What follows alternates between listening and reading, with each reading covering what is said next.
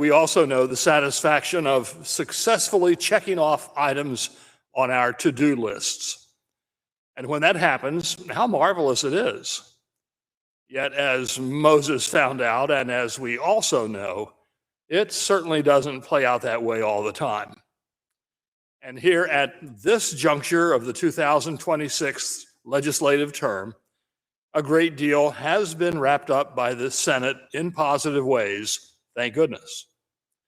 But as members of this body also know full well, there are many loose ends crying out for completion. So today we pray all the more, O God, that you will grant to each senator and staff aide the will and the wisdom to continue doing their best to keep laboring diligently on behalf of the good people of this state. In your name we humbly pray, O Lord. Amen. I pledge allegiance to the flag of the United States of America, and to the republic for which it stands, one nation, under God, indivisible, with liberty and justice for all. Please be seated. Senator from Spartanburg, Senator Martin, what purpose do you rise? To make a motion. You're recognized. I move that the Senate recede until 1:00 p.m. All in favor of the motion to recede until 1 o'clock would please say aye. Aye. Opposed, no. The ayes have it. The Senate will recede until 1:00 p.m. today.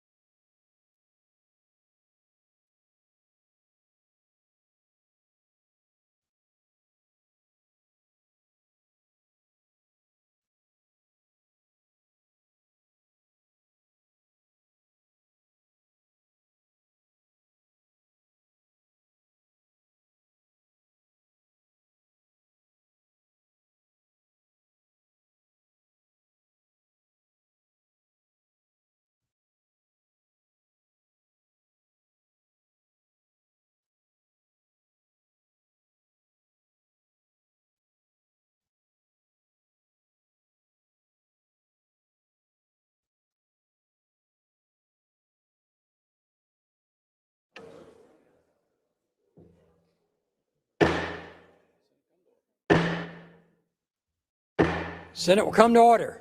Senator from Cherokee, what purpose do you rise, sir? I request a call of the Senate. Call of the Senate has been requested and is granted. The clerk will ring the bell.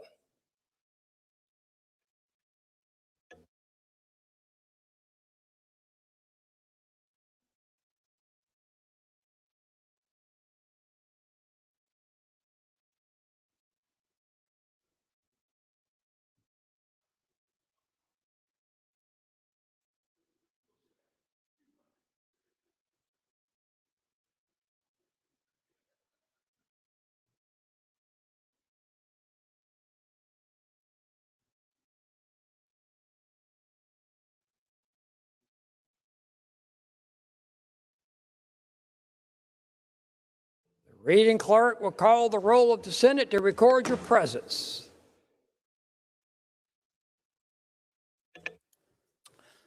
Mr. Adams. Mr. Adams is present. Mr. Alexander. Present. Mr. Allen. Present. Mr. Bennett. Present. Mr. Blackman is present. Mr. Bright. Present. Mr. Campson. Absent. Mr. Cash. Mr. Cash is present. Mr. Chaplin. Mr. Chaplin is present. Mr. Clymer. Mr. Clymer is present. Mr. Corbin. Present. Mr. Cromer is present. Mr. Davis is present. Mrs. Devine. Absent. Mr. Elliott is present. Mr. Fernandez is present. Mr. Gambrell, present. Mr. Garrett is present. Mr. Goldfinch is present. Mr. Graham is present. Mr. Grooms is present. Mr. Hembry. Mr. Hembry is present. Mr. Hutto. Absent. Mr. Jackson. Mr. Jackson is absent. Mr. Johnson. Mr. Johnson is present. Mr. Kennedy is present. Mr. Kimbrell. Absent. Mr. Lieber. Absent. Mr. Martin. Mr. Martin is present. Mr. Massey is present. Mrs. Matthews. Absent. Mr. Ott is present. Mr. Peeler is present. Mr. Rankin. Absent. Mr. Rickenbaugh is present. Mr. Rice. Absent. Mr. Sabb. Mr. Rice is present. Mr. Sabb. Absent. Mr. Stubbs is present. Mr. Sutton, present. Mr. Tedder. Absent. Mr. Turner is present. Mr. Verdon is present. Mr. Walker is present. Mr. Williams is present. Mr. Young is present. Mr. Zell is present.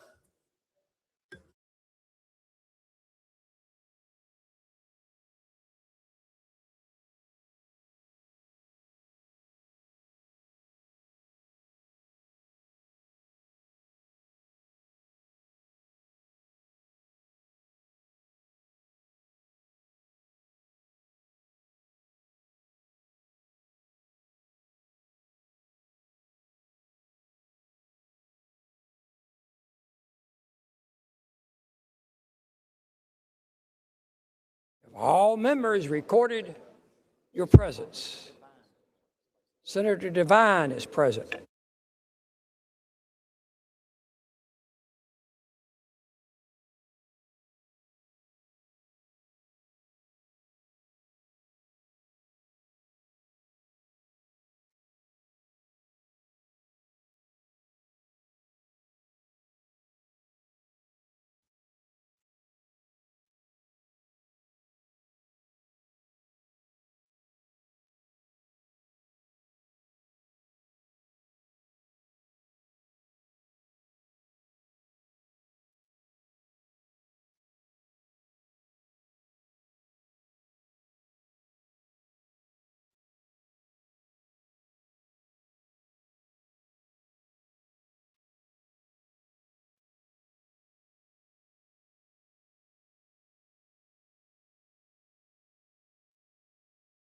Have all members recorded your presence? Senator Kimbrell is present. Senator Campson is present.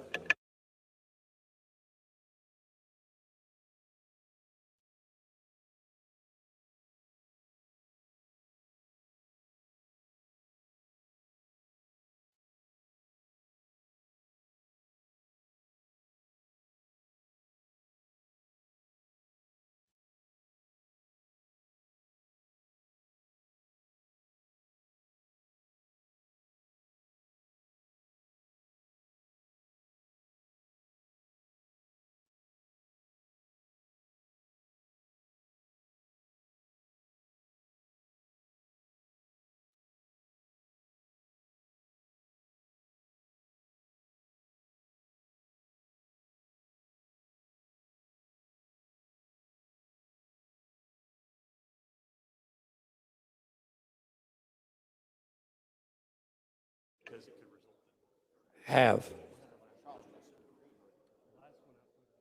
Senator from Charleston, Senator Lieber is present.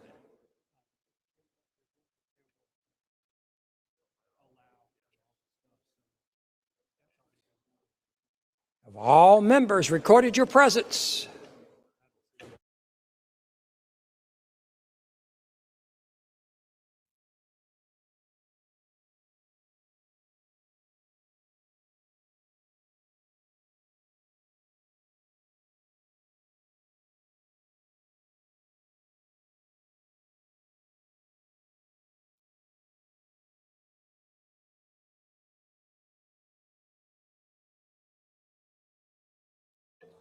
Final call. Have all senators recorded your presence?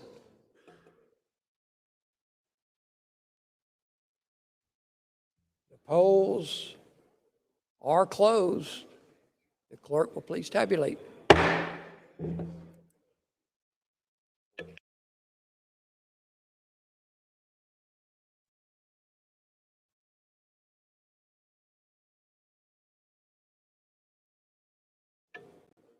"40 members of the Senate are present. A quorum of the Senate is present."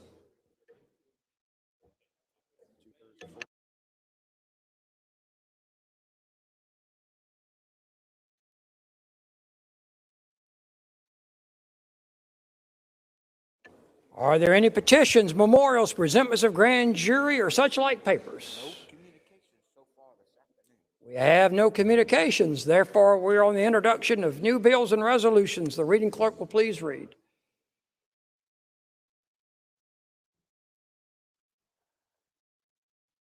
Introduction of a concurrent resolution by Senator Bennett to declare November 2026 as Lung Cancer Awareness Month in South Carolina. Senator from Dorchester, what purpose you rise? State your request. Unanimous consent to add the rule of the Senate to the lung cancer resolution. Is there objection to unanimous consent request to add the roll of the Senate? Hearing no objection, so ordered. Mr. President.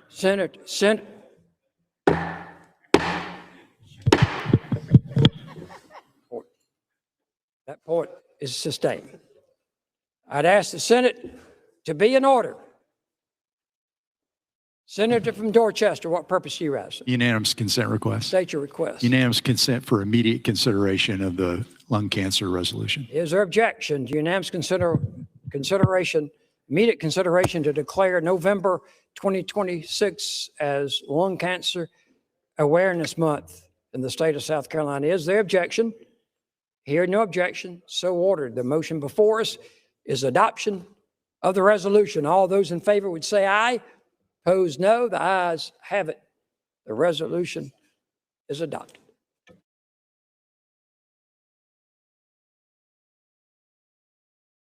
Reading clerk will continue to read. Introduction of House Bill 5653. This bill amends the code relating to the Lee County Board of Education so as to clarify the method by which persons file to become a candidate for election to the board.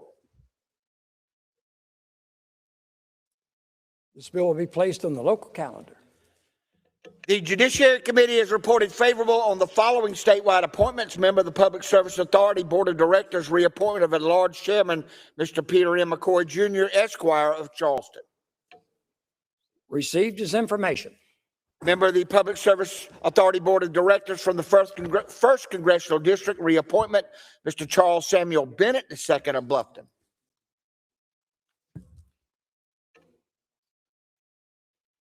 Received as information.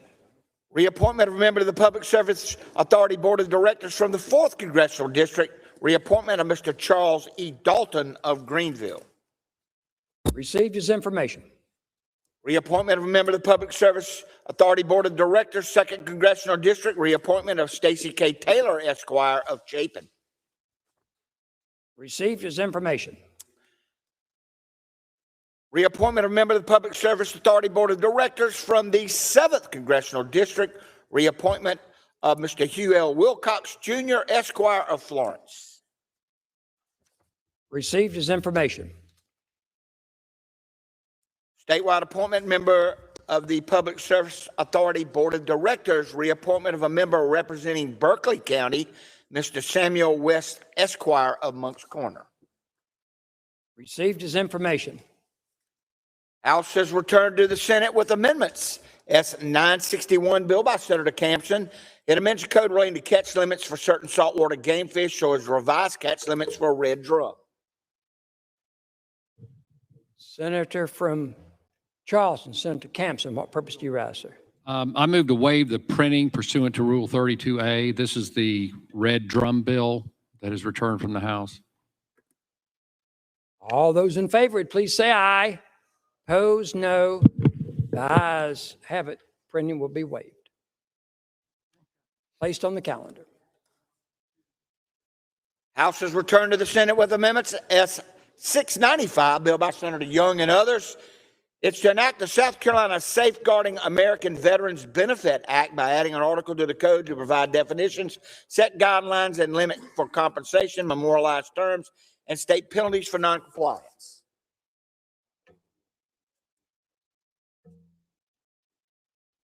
The bill will be placed on the calendar. House has returned to the Senate with amendments. S 787, bill by Senator Gambrill, which adds a section to the code so as to define bridge loans. It amends further sections relating to balloon payments so as to provide that this section does not apply to bridge loans. The bill will be placed on the calendar.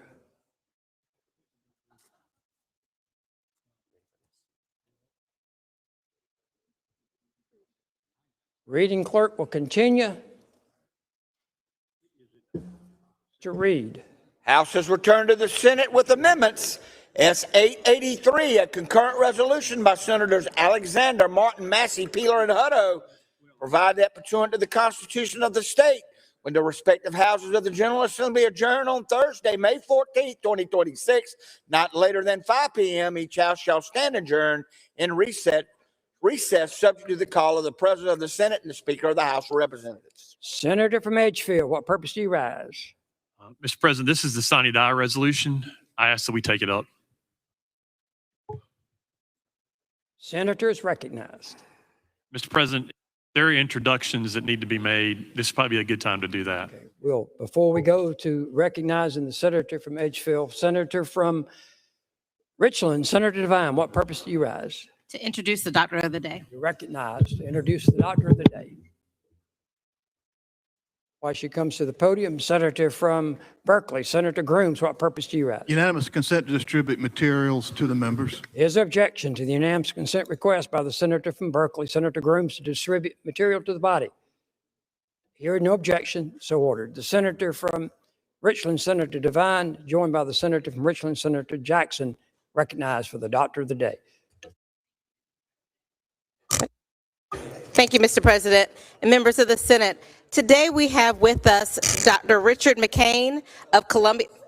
Mr. President, can I get some order, please? Thank you. Senate, please be in order. Thank you.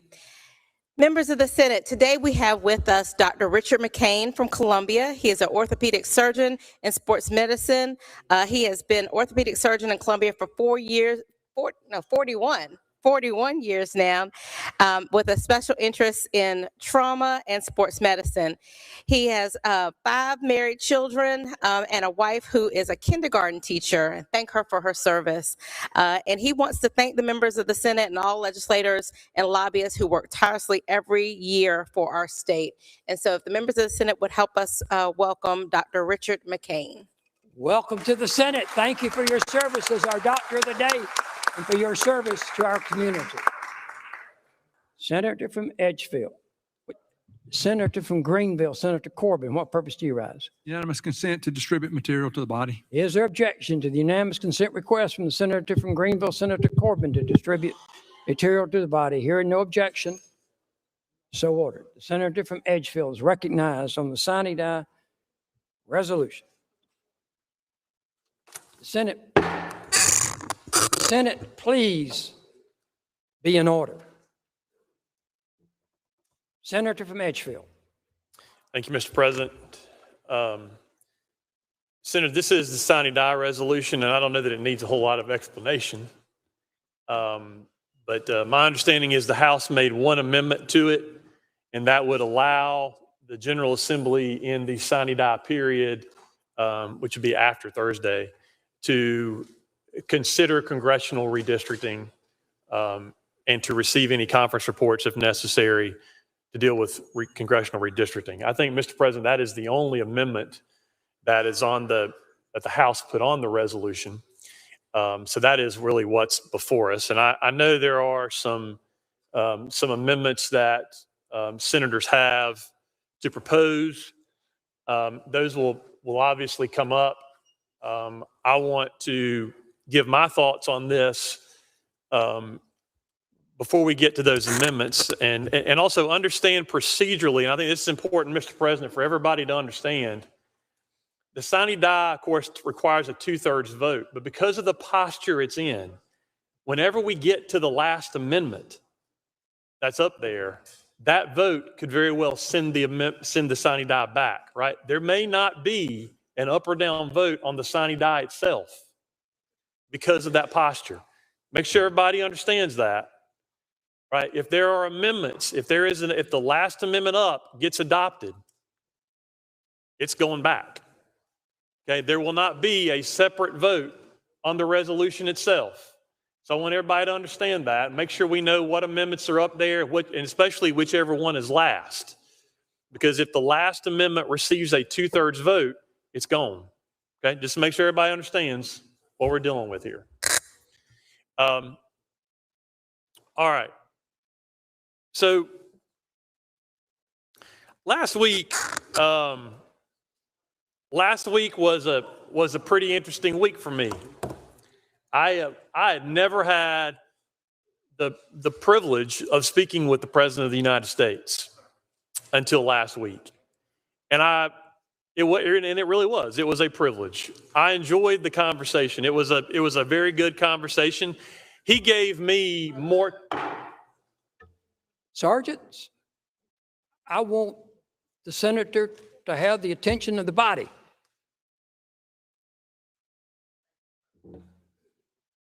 Senator from Edgefield. Thank you, sir. The President of the United States gave me more time in a phone call than I could have expected. It was a good phone call. It was very gracious. And I won't relay all of it, but there are some things that I want to talk about because the president told me, he said, look, I hope you can help us out. He said, but I understand you got to do what you're comfortable with. You got to do what you think is right. He said, but these people, talking about the Democrats in Washington, he said, these people are crazy. Yes, sir, I agree with you. He told me, these people hate me. And I think, Mr. President, that's obvious. There's no question about that. There is a lot of hatred in Washington. There's a lot of hatred in the world. And he's certainly the recipient of a lot of that. There's no question there. The president doesn't want the Democrats to win the majority of the House of Representatives. I don't either. I would hope that the home team can retain the majority. And I would also hope that if the home team retains the majority, that they'll actually do something productive with it. Over the last year and a half, I suspect if we look back at what they've done with the majority, I don't know that anybody in here could name more than one piece of legislation they passed. And no matter how big and beautiful it was, there's a whole lot more that they've left on the table. And that, to me, is disappointing, to have a majority that doesn't do anything with it. I will say, however, that if the Democrats do win control of the United States House of Representatives, it will not be because of South Carolina. And I'm going to talk a little bit more about that later. It won't be because of South Carolina. And I am curious what they could actually do if they even want it, They're not going to have the ability to pass anything.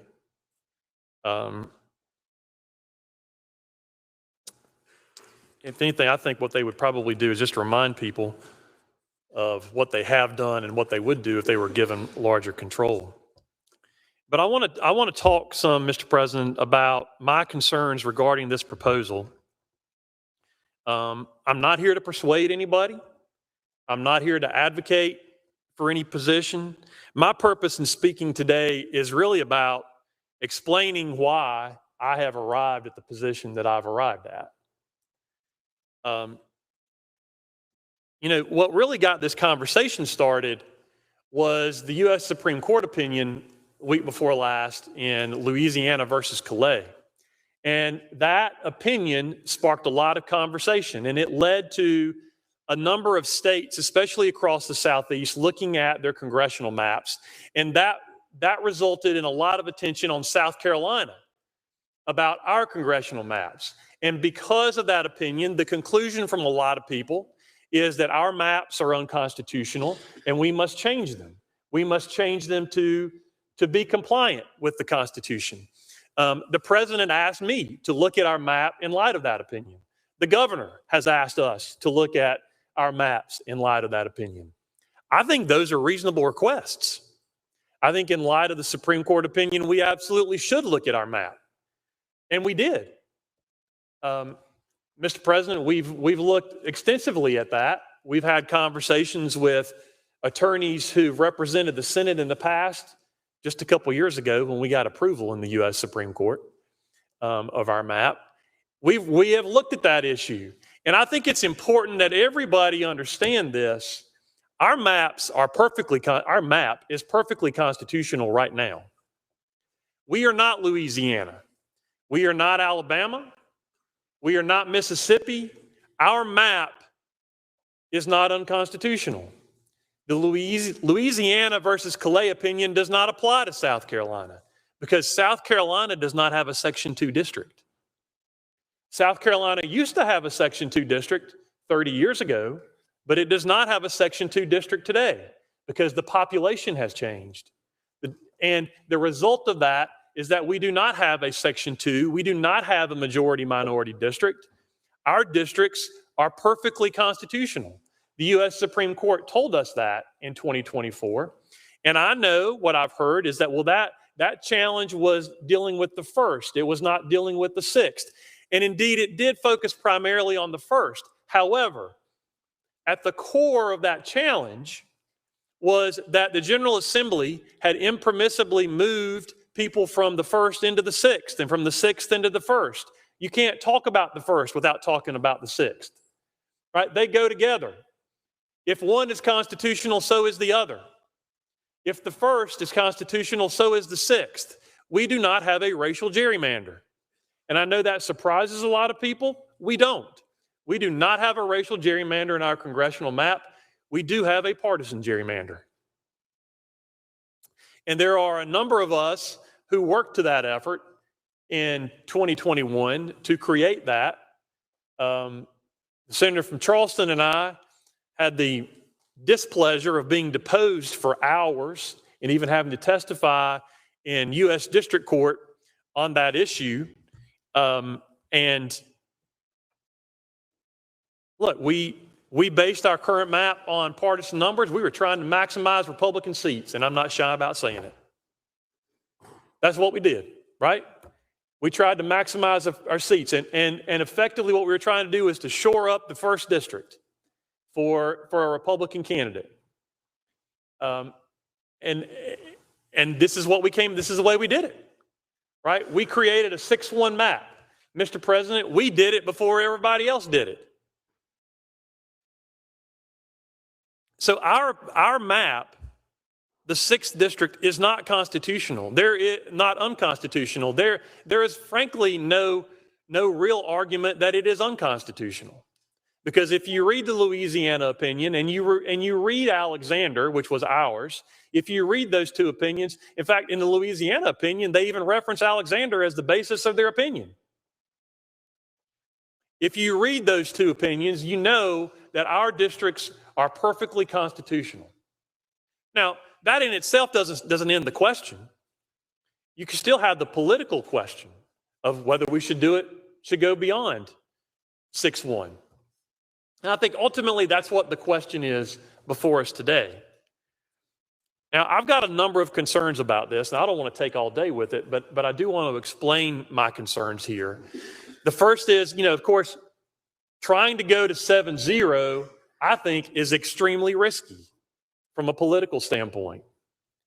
I think at best, you're going to get 6-1, and you may even go 5-2. I've told the press a number of times, I think if you get cute with this, you could end up in a 5-2 scenario.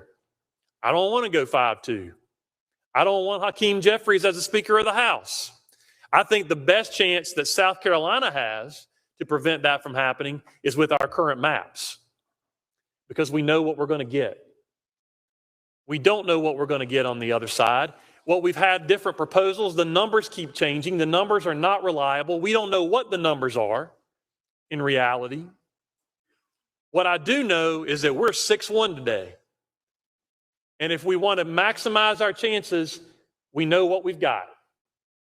And if we start tinkering with this, my concern is that we can make this a whole lot worse.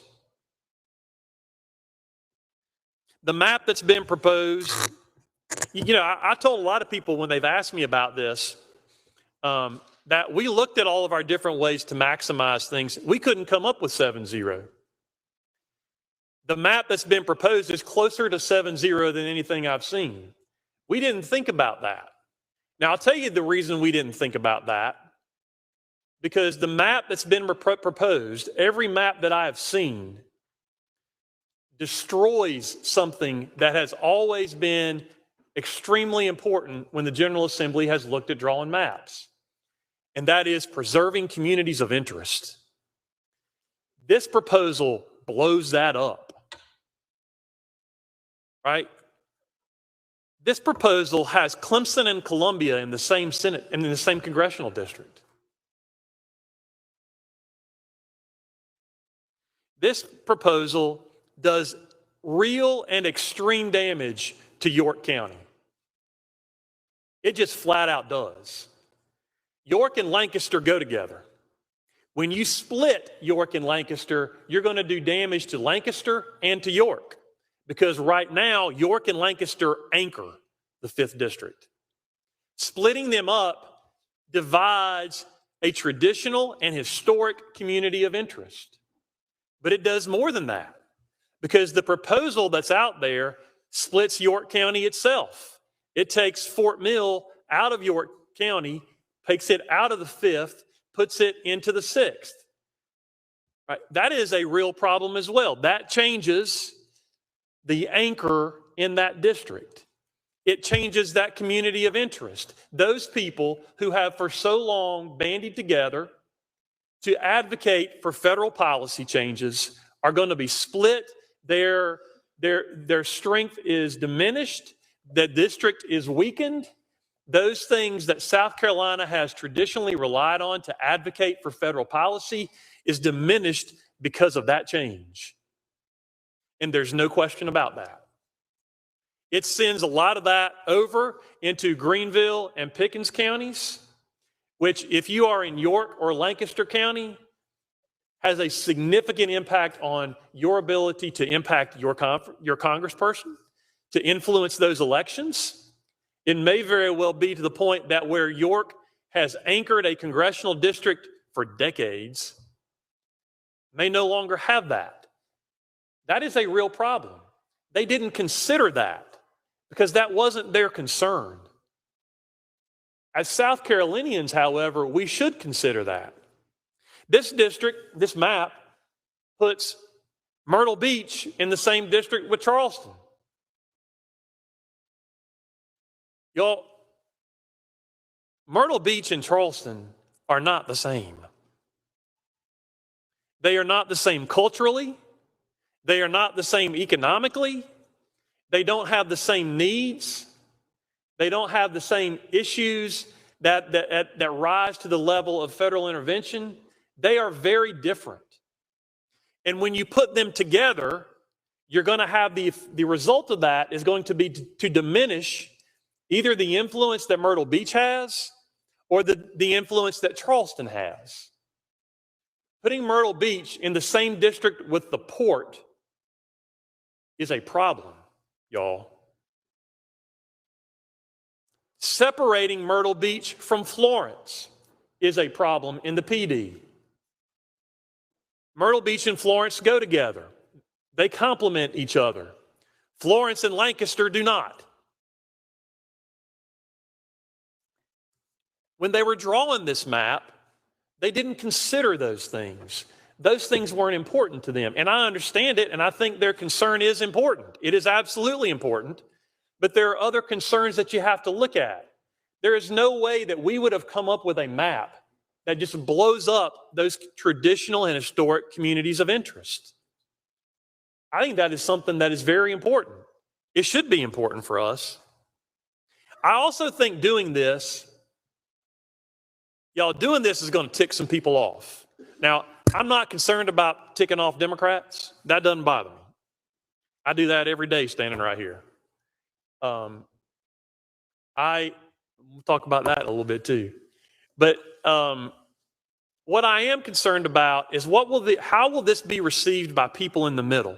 Look, everybody, I think we get lost on this sometimes. Everybody in South Carolina is not a rabid partisan like I am. Everybody in South Carolina is not a rabid partisan like we are. All right, most people in South Carolina think we're freaking crazy. All right, they do. And I know that, you know that, but when you look at primary turnout, we're 10, 12, maybe in a presidential year we get up to 20. Like that's what the percentage turnout of those who've registered to vote. All right, most people are not partisan. Most people are in the middle and they can go back and forth. Now, South Carolina, most South Carolinians are conservative. That doesn't mean they always vote for Republicans, but they're conservative. And I think when you do something like this, there's going to be an impact.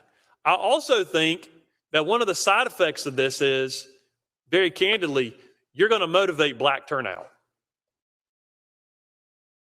And there will be repercussions for that. There will be down ballot repercussions for that. This will have an effect on state house races. It will have an effect on county council races. There will be some of those races. Y'all remember the state house races had some very narrowly decided. So did we, right? So did we, gentlemen. But the state house has even more narrowly decided races. This will have an impact on them. There will be Republican losses in the State House of Representatives because of this. There will be Republican losses on county council because of this. It will have that effect. They didn't consider that. That wasn't their concern. And I understand that, but it's a concern that I have. Here's another concern that I have that I'm really having a difficult time getting around. We already have ballots that have been cast. But it's not just any ballots, y'all. We have active duty military that are serving around the world that have already submitted their ballots. Now, they may be in some pretty harmless places like maybe Germany, South Korea sometimes. You've probably got some people who are on a battleship or are flying missions over the desert who have already cast their ballots. The effect of this is to discard those ballots. That's tough for me. If you change the primary dates, some of those people will not be able to vote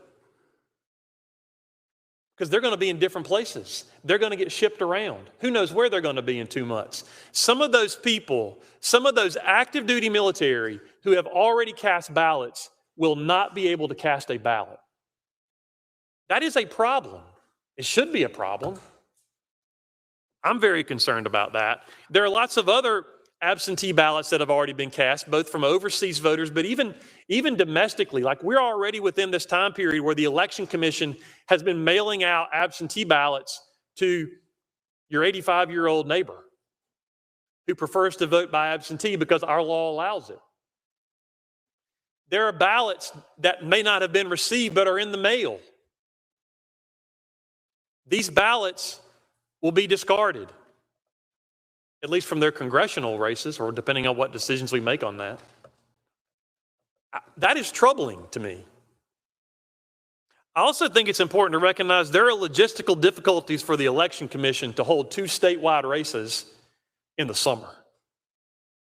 And we just passed a bill, last week, 2 weeks ago, to try to make uniform special elections that would have the first special elections would be in August. The proposal that's been talked about in the House would be to have, first off, splitting the primaries, which I think is a terrible idea. If you're a congressional candidate, you know this is a terrible idea. It is going to result in a much diminished turnout. It is going to result in confusion among voters, because as much as this is a surprise to us, most people ain't listening to us. All right, most people are living their lives. They ain't got time to watch this comedy show.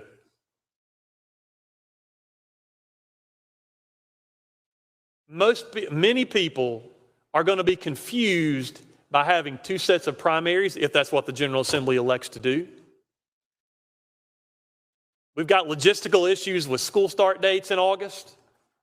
But there are a number of logistical issues, and we're not even going to talk about how much money it's going to cost.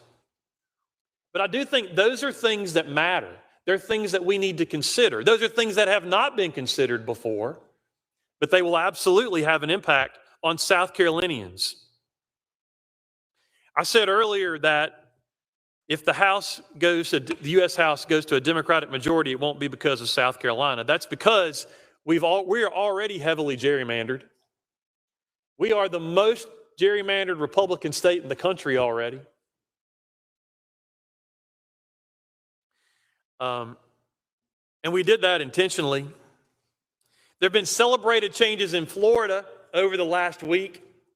Those celebrated changes in Florida get them to where we are now. Yesterday, the U.S. Supreme Court allowed Alabama to use a map that it had passed but had previously been stopped by the courts. Yesterday, they allowed Alabama to use this map that they passed before. Alabama also has 7 congressional districts. That map would allow Alabama to use a 6-1 map.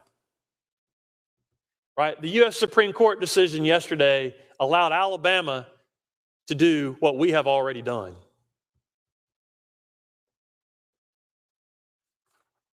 Now, those are all important reasons, but there are other reasons. There are other things that I think are actually bigger concerns. Mr. President, South Carolina has always punched above its weight in Washington. We've always had, some of those people are represented in portraits hanging in this chamber. We have always had the ability to punch above our weight and deliver. And I'm not just talking about like earmarks or monetary requests, but we have had the ability to influence national, if not international policy from South Carolina. Look, you look right over here, Jimmy Burns, a lot of people don't know who that is. Actually, I think Jimmy Burns is one of the most impactful and influential South Carolinians in history. What he was able to do in the United States Congress, what he was able to do in the Senate. Jimmy Burns effectively ran the country in World War II because President Roosevelt was focused on the war.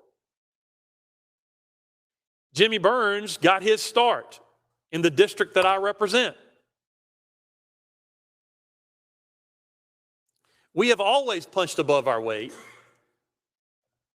To the gentleman in the corner over here, the gentleman above him, Floyd Spence is in here too. He got, Senator Sessler bumped him out. But we've always punched above our weight. Yeah, better not. Yeah.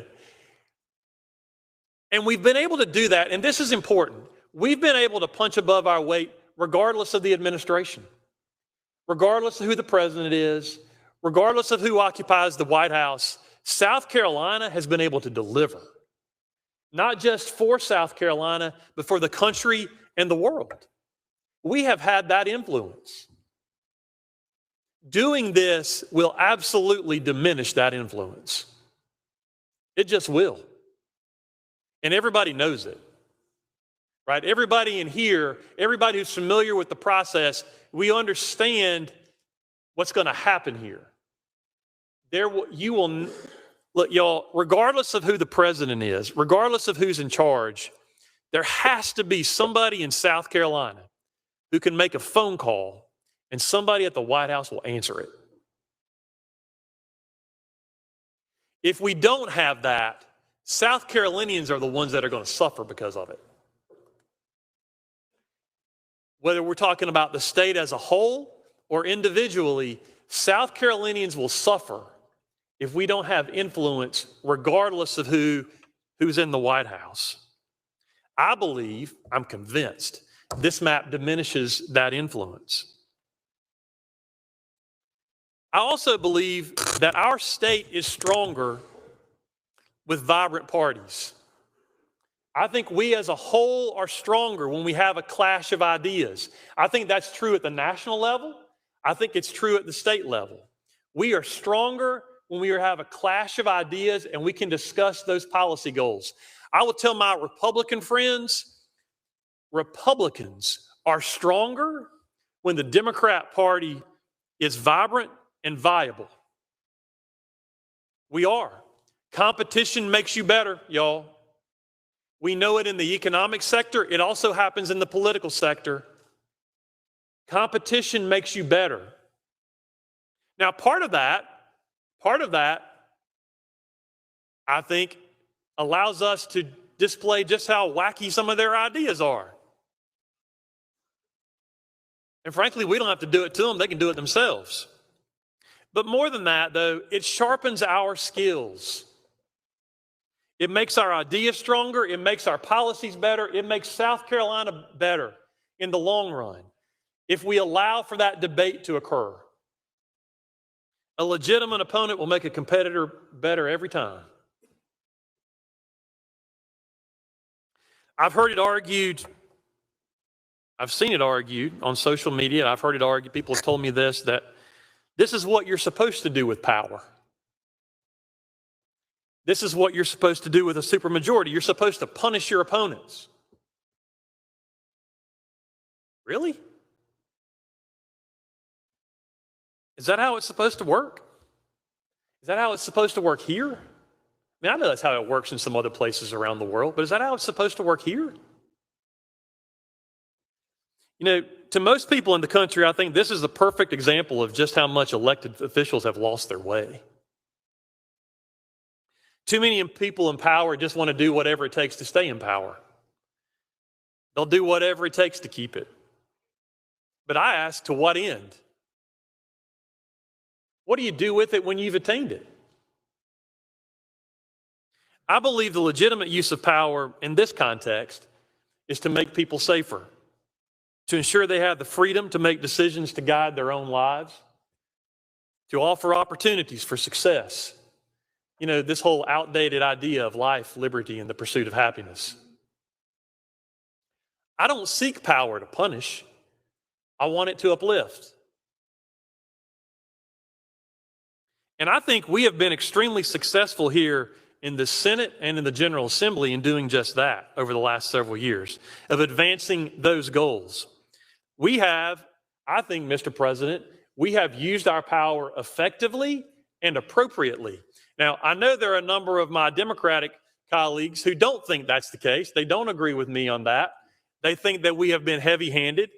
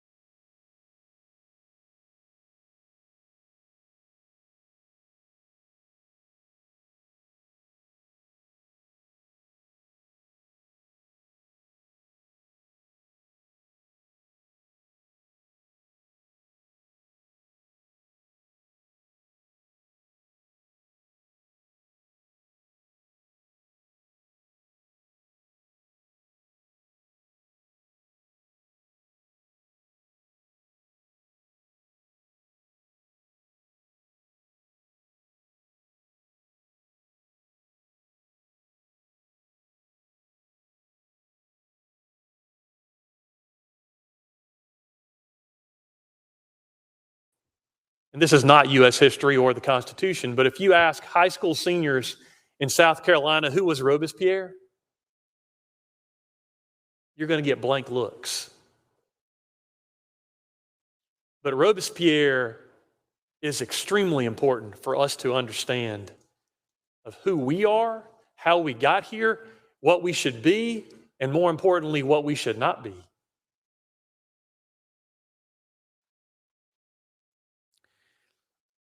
Y'all, I didn't sign up for Parliament. And I don't want to be in Parliament. I don't like that the Congress, over the last 125 years or so, has effectively relinquished its legislative authority to the executive, whomever that executive is. I think it's bad for the separation of powers. It's bad for the country. It is something that, as a huge fan, I don't want to get the senator from Charleston worked up here, as a huge fan of James Madison, it is antithetical to his creation. And my default position on government is Madison was probably right. Whatever the issue is, my default position is Madison was probably right. Didn't mean he didn't do some bad things in his life. Didn't mean he's right about everything. But on matters of government, Madison's probably right.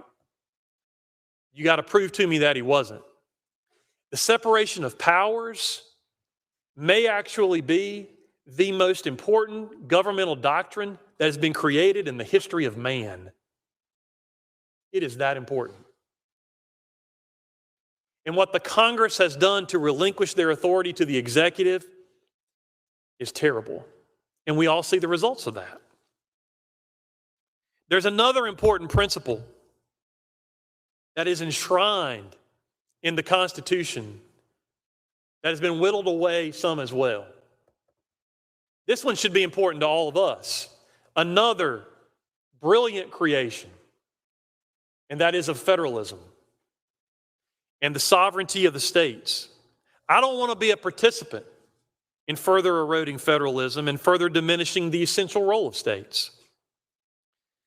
This issue, like so many others, is by design and writ of the Constitution exclusively reserved to the states and the people of the state's elected representatives. And so it should be. The states are not mere political subdivisions of the federal government. The states are not here to take orders and direction. The states are sovereign, independent creatures.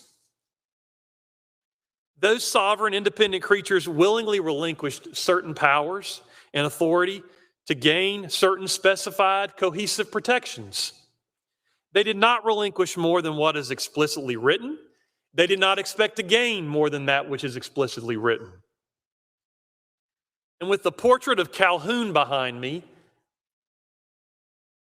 I cannot in good conscience surrender this authority that has been preserved to, for, and by the states and merely take orders from those who are not in South Carolina. Especially from those whose concern on this issue, while understandable, I absolutely understand what the president's concern is here. I understand what the president's issue is here. I don't disagree with that. But there are other concerns that we have to consider. Those concerns have not been considered at all with the proposal that we have. Those concerns affect South Carolina and South Carolinians, and it is up to us to consider those things. If we don't consider those concerns of South Carolina, there is no one left. We are the last line. I have too much Southern blood in me to surrender. Indeed, as some of you will recognize, it is my heritage to stand erect, proud and unafraid, to think and act for myself, enjoy the benefits of my creations, to face the whole world boldly and say, I am a free American. That's what I try to accomplish today. Nikita Khrushchev reportedly said We will bury you from within. It was a recognition that it was extremely unlikely that anybody could ever conquer the United States from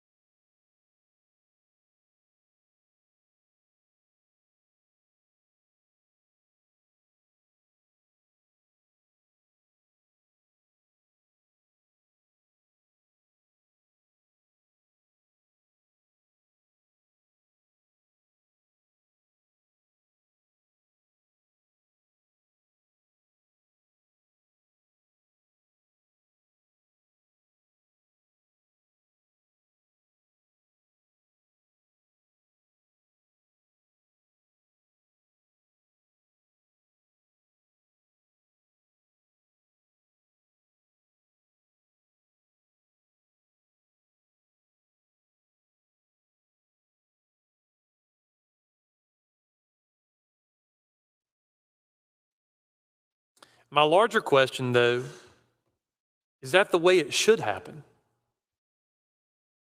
They do it to you, so you should do it to them. Do unto others as you believe they would do unto you. Is that it? Is that what we teach our children? Does it only apply to children? Right, does it only apply to children? Does it not apply to adults? I don't remember that being the context in the Gospel of Matthew. And I don't think the Messiah meant it only as something to apply to children. But how we interact with each other. I think you do what you know to be right. Sometimes you'll get taken advantage of it. You should do it anyway. You should do it because it's right. Not because you might win because of it. Not because it may hurt an opponent. You should do it because it's right. And I believe that good and decent people, those people who make up this state and this country, they will determine right from wrong. And they'll respond accordingly, even if that means at the ballot box. Now, I understand that sometimes it doesn't work out that way. It doesn't work out the way you want it to. It doesn't work out to be the way that you believe is the right way. And we become frustrated with that. Ladies and gentlemen, I understand that there are likely consequences for me personally standing here right now and taking the position that I'm in. I understand that.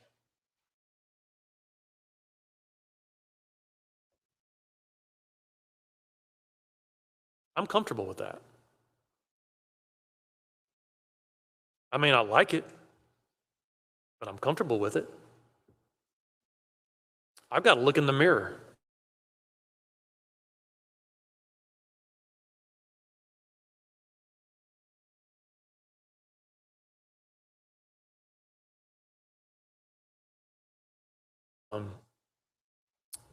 I've had people call me, ask me, "Hey, how's this going?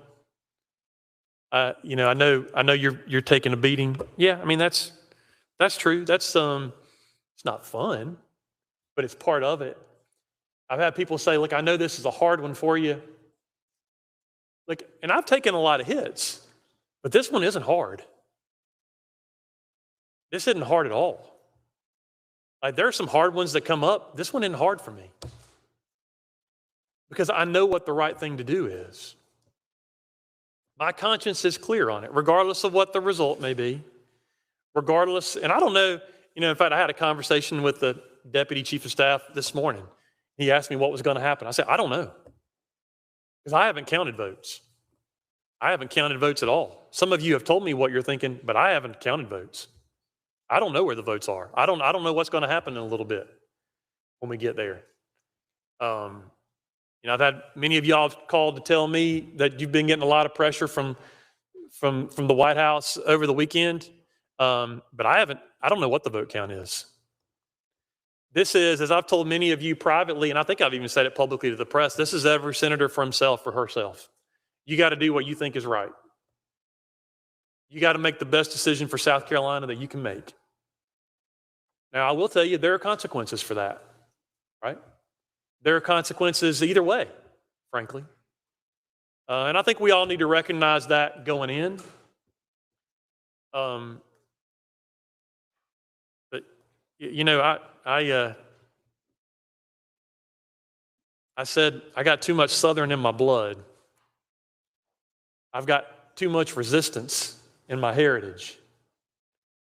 I've had a number of people who've called me over the last several days and said, hey, I've got this friend in the White House, or I've got this friend in this group that's involved in this. And they've been calling, they've been asking, how do we get to Massey?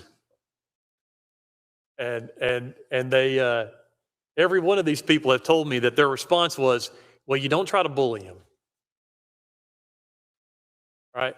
I got too much red in my neck for that to happen. And it has the exact opposite effect on me. Now, I'll say, to their credit, they haven't done that with me. They've all been very nice to me. They've been very cordial. They've let me know what their position is. And maybe that changes after today. I don't know. But I recognize that's a possibility, if not a likelihood, and I'm comfortable with that because my conscience is clear. Mr. President, we've all heard the story of after those men suffered through the sweltering heat in Philadelphia in the summer of 1787, when they finally emerge in September, they come out, and there's this story. It may be apocryphal. I don't know if it's legit or not. But we've all heard the story that when they emerge, when Mr. Franklin emerges, very old at this point, he was probably the oldest of all the delegates. He emerges, and a woman approaches him and says, well, Dr. Franklin, what have you wrought? His response, as we all know, a republic. If you can keep it. If you can keep it. All the forces, every external force, sometimes internal forces, all the forces are working to pull it apart. If you can keep it. Maybe Khrushchev was right. Maybe we become convinced that the only way to preserve the republic is to implement policies that are contrary to the founding ideas of the republic. Maybe we turn on ourselves. Maybe 250 years in, maybe we can't keep it. I really hope that's not the case, but maybe it is. But if that's to happen,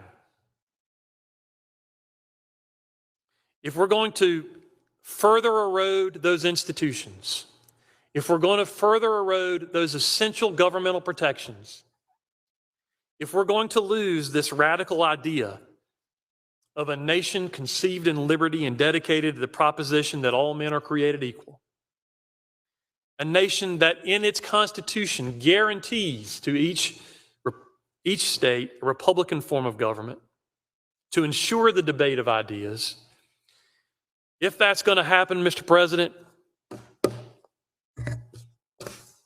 by God, it's not going to be because I surrendered it. I'm voting no.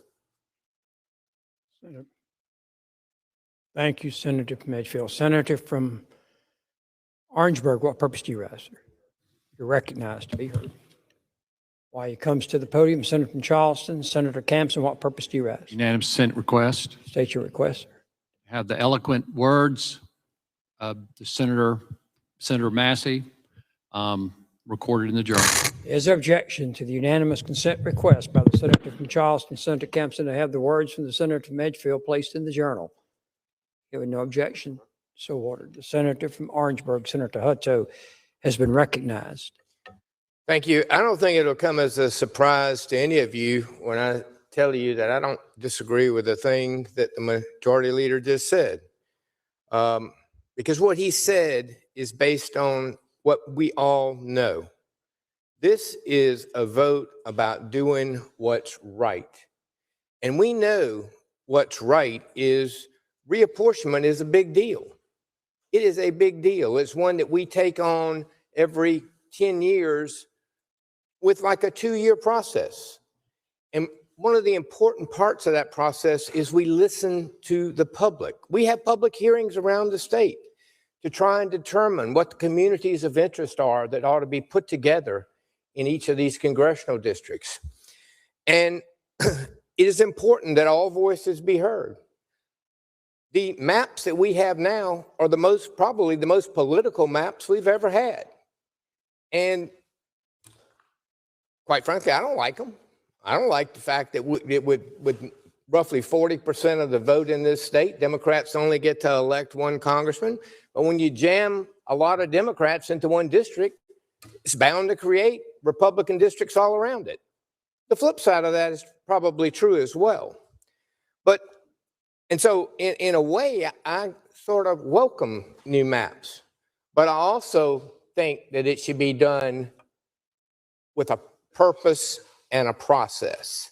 And that process has to include public input, which is something right now, apparently we're just going to surrender this to somebody from out of the state who drew this map and not let South Carolinians participate in this. We're going to unnecessarily split counties. We're going to take counties that have always been together in a district and separate them. It just doesn't make any sense. As of today, 8,247 ballots have already been mailed out. Hundreds have already been returned.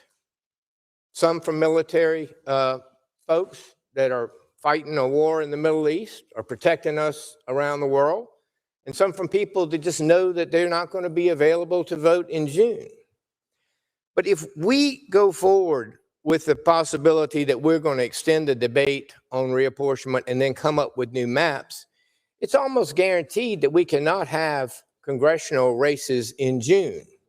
So if you can't have congressional races in June, and assuming that you keep all the other races where you are, we're going to be asking the people of South Carolina to go to the poll time after time after time after time between now and November, because there's going to be a primary in June, and then there's going to be runoffs. And then there's going to be a primary in who knows when, but let's say August or September. And then there's going to be runoffs. And then there's going to be an election in November. That is unfair to the voters of South Carolina. You know, we have just gone through an effort to make sure that municipalities vote on major election days and not create these random election days that would call on people to go out and vote, which it guarantees that the turnout is going to be low. You know, when people vote consistently on 2 days, the primary day and the election day, we get the best turnout. And when you get the best turnout, you get the best process that works for all of the people. There are candidates out there now who have spent hundreds of thousands, if not millions of dollars, basically on thinking that an election is going to take place in June. There are individual citizens in your district who have been knocking doors, who've been making phone calls, who've been working diligently for an election in June. And to pull the rug out from under those folks now is not the way that we do things. The bottom line is it's just not right. What if we do have to have 5 elections between now and November? How much is that going to cost? Well, the answer is millions. And who else is going to be, are we going to call upon the sacrifice? And those are the people that work the polls every time. It's hard enough now in some places for us to get election workers who are willing to take off 2 days a year and monitor the elections and serve as our dedicated election workers. And now we're going to ask them to take off 5 days for June primary, a June runoff, August or September primary, an October runoff. And then we're going to have the runoff in the congressional race jammed so close to the election, there's really not going to be a whole lot of time left to campaign for those. Some people are probably going to have primary opposition in a congressional race if it's reapportioned, and some may not. And so whoever is left standing after that last runoff is going to have very little time to respond to whoever the other party is nominated that may not have had a primary. So voter fatigue, election worker fatigue, the cost to this state, all of those things should weigh on our minds as we make this decision. Beyond that, we have not anticipated in this budget that we're going to need that much money for elections. I don't think we have it in the budget to run 5 elections for the rest of this year. We know that we were planning to run a primary with a runoff and then an election, and we've got that in the budget, but we didn't have this extra. On top of that, who in here believes that if we do this, it's not going to be challenged in court? We know it is. Well, there's another $1 million that we're going to have to budget to defend a process that is flawed from the outset, one that didn't have any public input, didn't have any public hearings, didn't take testimony about what communities of interest the voters want us to take into account as we draw these lines. We are basically, I remember it was just last week when somebody said, have you seen the map? Have you seen the map? Do you want to see the map? That is no way to run a railroad when we got to sit around and wait till the last minute to see a map that somebody not from South Carolina drew and said, here's what you've got to pass. That's not, we don't give up our rights as senators to decide what's best for the citizens we represent. We don't just take documents from Washington and say, thank you, sir. Thank you, ma'am. We are the deliberate body who, in essence, is supposed to represent the will of our constituents after we've heard from them. Half the people of South Carolina haven't even seen these maps yet. They're running races. People are knocking on doors right now, running races that they believe they know where the district lines are, and are going to be really surprised to find out that they aren't anywhere close to where they used to be. That 5 Points is going to be lumped together with Rock Hill, that Clemson and University of South Carolina might be in the same district. I mean, there are variations in this map that have never been seen before. I mean, we've had reapportionment over the years, but almost always the upstate and Greenville and Spartanburg have been together. York and Cherokee and Union and Lancaster have sort of been together. There's always been some coastal districts and a Midlands district. And you generally kind of have those, except they're, you know, one of the complaints was these maps they should look right. It does not look right when downtown Columbia and Rock Hill are in the same district. It just doesn't look right. Nothing against Rock Hill or Columbia, don't live in either place, but I can tell you that the people I know from there, they don't necessarily I've never thought, boy, that would be a community of interest that we really ought to take into account. The process is being rushed for no reason. Well, I guess there is a reason. And this gets to something the majority leader said. Is the reason to further pit us against one another? Is the reason to make us continue this unnecessary bickering that we seem to be having these days? I will tell you, and you know, that the best work of this Senate is done when we work together. The major bills that have been passed in this Senate in the last, well, this entire century have been bills that have enjoyed bipartisan support because they've had buy-in from all of the citizens across this state, not just a handful of citizens here or there. It's important that all voices be heard. It's important that we have somebody in Congress representing South Carolina who can call the White House no matter which party is in control. You can look back at things that have happened that we have enjoyed the ability to talk to the White House with a Republican majority in control. And there are things that Congressman Clyburn was able to get done when the Democrats controlled the House, yet the Republicans controlled the presidency. And that gets back to working together in the best interest of South Carolina. So I'm just telling you, if you think about what's right's not to rush something as major as reapportionment. What's right is not to take a map that somebody else gave us without having public input. What's right is not having a map that doesn't contain communities of interest. What's right's not to put voter fatigue on the voters by having 5 elections, by creating confusion among candidates and voters. And particularly what's not right is the fact that people have already cast their ballots based on a map that has been deemed constitutional. I mean, this map was actually challenged and was found to be a partisan map, but one that's withstood constitutional muster. So I just want you to know that if you really want to look back on the consequential votes that you've taken in your time up here, and some of you've been here a few years and some of us have been here a lot more, this is going to be one of those consequential votes that you're going to have to go back and think about over time, maybe explain over time, maybe wrestle with over time. All I ask you to do is do not what you think is partisan, not what you think somebody from out of this state wants you to do, but do what you know is right. Thank you. Senator from Richland, Senator Jackson, what purpose you raise? Doesn't like to be heard.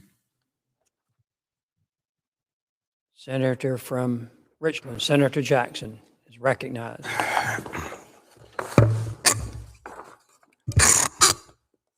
Thank you, Mr. President and members of the Senate. I will not be long, and I will tell you that my intent is not to talk about the partisan ramifications, the racial ramifications, but I just want to talk about the benefits or perhaps the detriment to South Carolina. But in order to do that, I want you to allow me to share with you just some context of my background and how I got here, and some of the wise advice that was given to me. When I was a young man, 34 years old, running for the Senate, someone suggested to me that I go to what was then Senator from Calhoun County, SC&G, and meet with a gentleman by the name of Lawrence Gressett. And one of the reasons why they suggested that I meet with Lawrence Gressett, because he was a wise business person, and at that time, all of Calhoun County was a part of my Senate district, which was not a majority Black district. 34 years old, running for the Senate in a non-majority Black district that the late Senator Isidore Lurie had held for 20 years. And I ran not because I thought it was a great district for an African American, but I ran because Senator Lurie, when he decided not to run, recruited me as a young school board member and a close friend to his son, Joel, to actually run. And it was Isidore Lurie who said to me, Darryl, I need you to go and spend some time with Lawrence Gressett, who was the son of the famous Marion Gressett, whose building we're in today. So I go to what was SC&G, I sit down, young man, and meet with Lawrence Gressett, CEO. And he says to me, he says, son, Isidore sent you here for me to give you one piece of advice that my father gave him, and he asked that I give to you.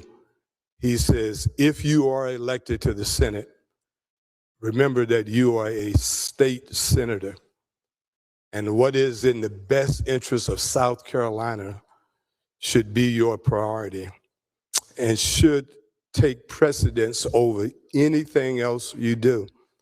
He says, I know that you're from Richland County, but the state is greater than Richland County.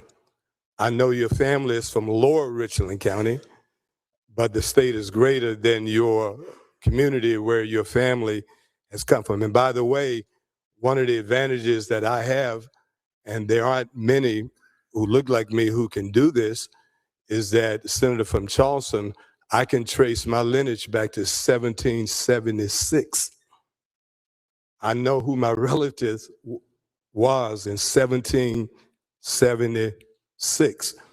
And because of that, because we have been able to share that with generations, I stand here as someone who is a proud South Carolinian. With all of the horrible things, all of the great things that have happened, I am still Senator from Lawrence, who I consider one of my dear friends, although we disagree on some things, we have been from day one, a proud South Carolinian. So let me share with you briefly why I'm here today. Because one of the things that I learned, and this is what Lawrence Gressett said as well, he says, there's one thing that my dad said you can always count on, is that nothing stays the same and that there will be changes. When I was elected, Senator from Moree, you and I came in together on a class with about 11 or 12 members, and you and I are the only two that are still here. Things have certainly changed since then. Changed a lot. When I was elected, the Democrats were the majority. The seniority system was the norm for the day. The senator from Cherokee, my dear friend, Senator John Corson from Richland County, said to me, he says, I want to become, quote, your best Republican friend. He said, because there aren't many of us in here, but I suspect that we and our numbers will grow. And we never lost that respect. He and I talked today, and in fact, a couple months ago, we took him to lunch with Senator Joel Lurie and some of the others to really thank him for always being a gentleman. But Lawrence Gressett said, his dad said to him that this is the one thing that you can count on, is that nothing will be the same. Why is that important? Because there will come a day, and there will come a time, perhaps sooner or later, I am not sure, because I'm not here to be partisan on that, that the party in charge of Congress will change. It happens.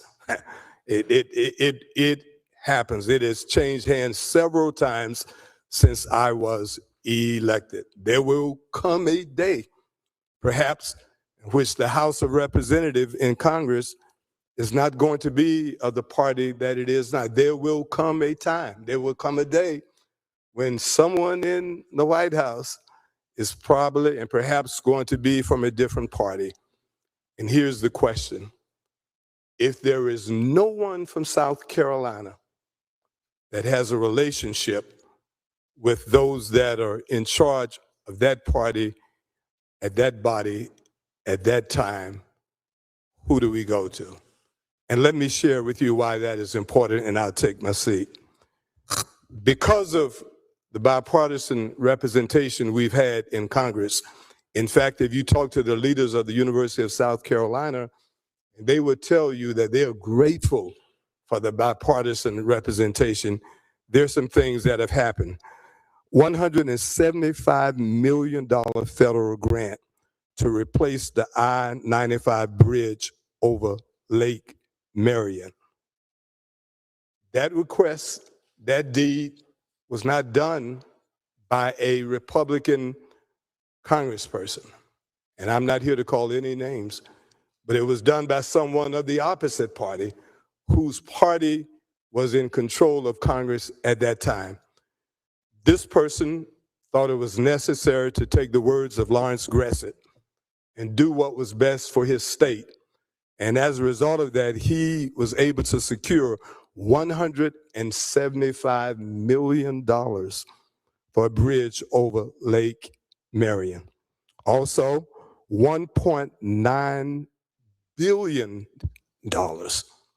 Let me say this again, from the bipartisan infrastructure bill, which, by the way, and I'm not here to be partisan again, so I repeat this, not one Republican from South Carolina voted for it. Not to my knowledge, maybe House members. I'm not sure what happened in the Senate. But that did not stop Congress. That did not stop the person who represented South Carolina, who happened to be a Democrat, for securing $1.9 billion worth of infrastructure funding in South Carolina. I sit on finance. Senator from Cherokee, thank you for the opportunity to chair a subcommittee that dealt with where this funding went. And we have infrastructure, we have broadband in areas of South Carolina here today because those funds were secured. The person who secured those funds, he didn't say, I only want them to go to Democratic areas. He didn't say that I only want to support the counties that are blue counties and not the counties that are red counties. He said, spread it out and allow it to grow the entire state of South Carolina, and he did. Another stat that you perhaps should hear, $480 million on top of the infrastructure money went for broadband expansion only. Guess when that was done? And guess who secured that?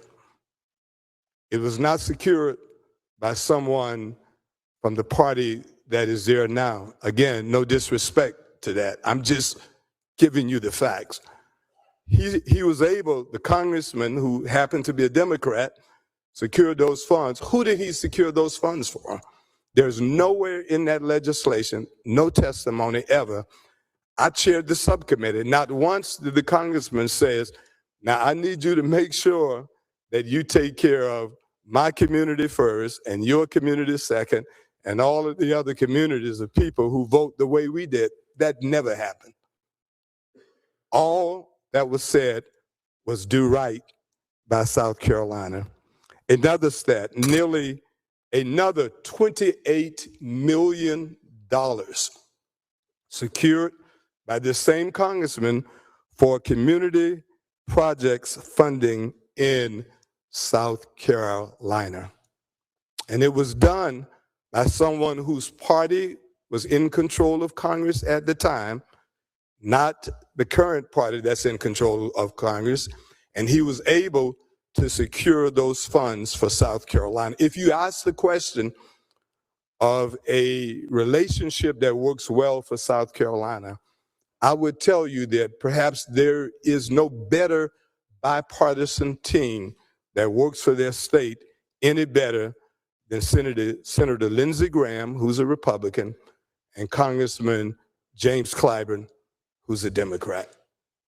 Because they both know that we have to do what is right for South Carolina. Let me leave you with this. If there are no Democrats, and the Democrats one day do take over the House of Representatives, who then is the go-to person? Who then advocates for South Carolina? If there are no Democrats, and one day, it may be a long time, Senator from Hatfield, you said you hope it may not never happen, may not be in my lifetime again. Listen, tomorrow I'm going to my granddaughter's graduation in Sandy Springs, Georgia. So I'll miss you guys tomorrow. And she's graduating. And I'm not even sure if it'll happen in her lifetime. Hope it will. Hope it happens in my lifetime. But it will happen because the words of the late Marion Gressett, the words of Lawrence Gressett are ringing true. Son, there's one thing you can count on. Nothing will stay the same. That there will be changes.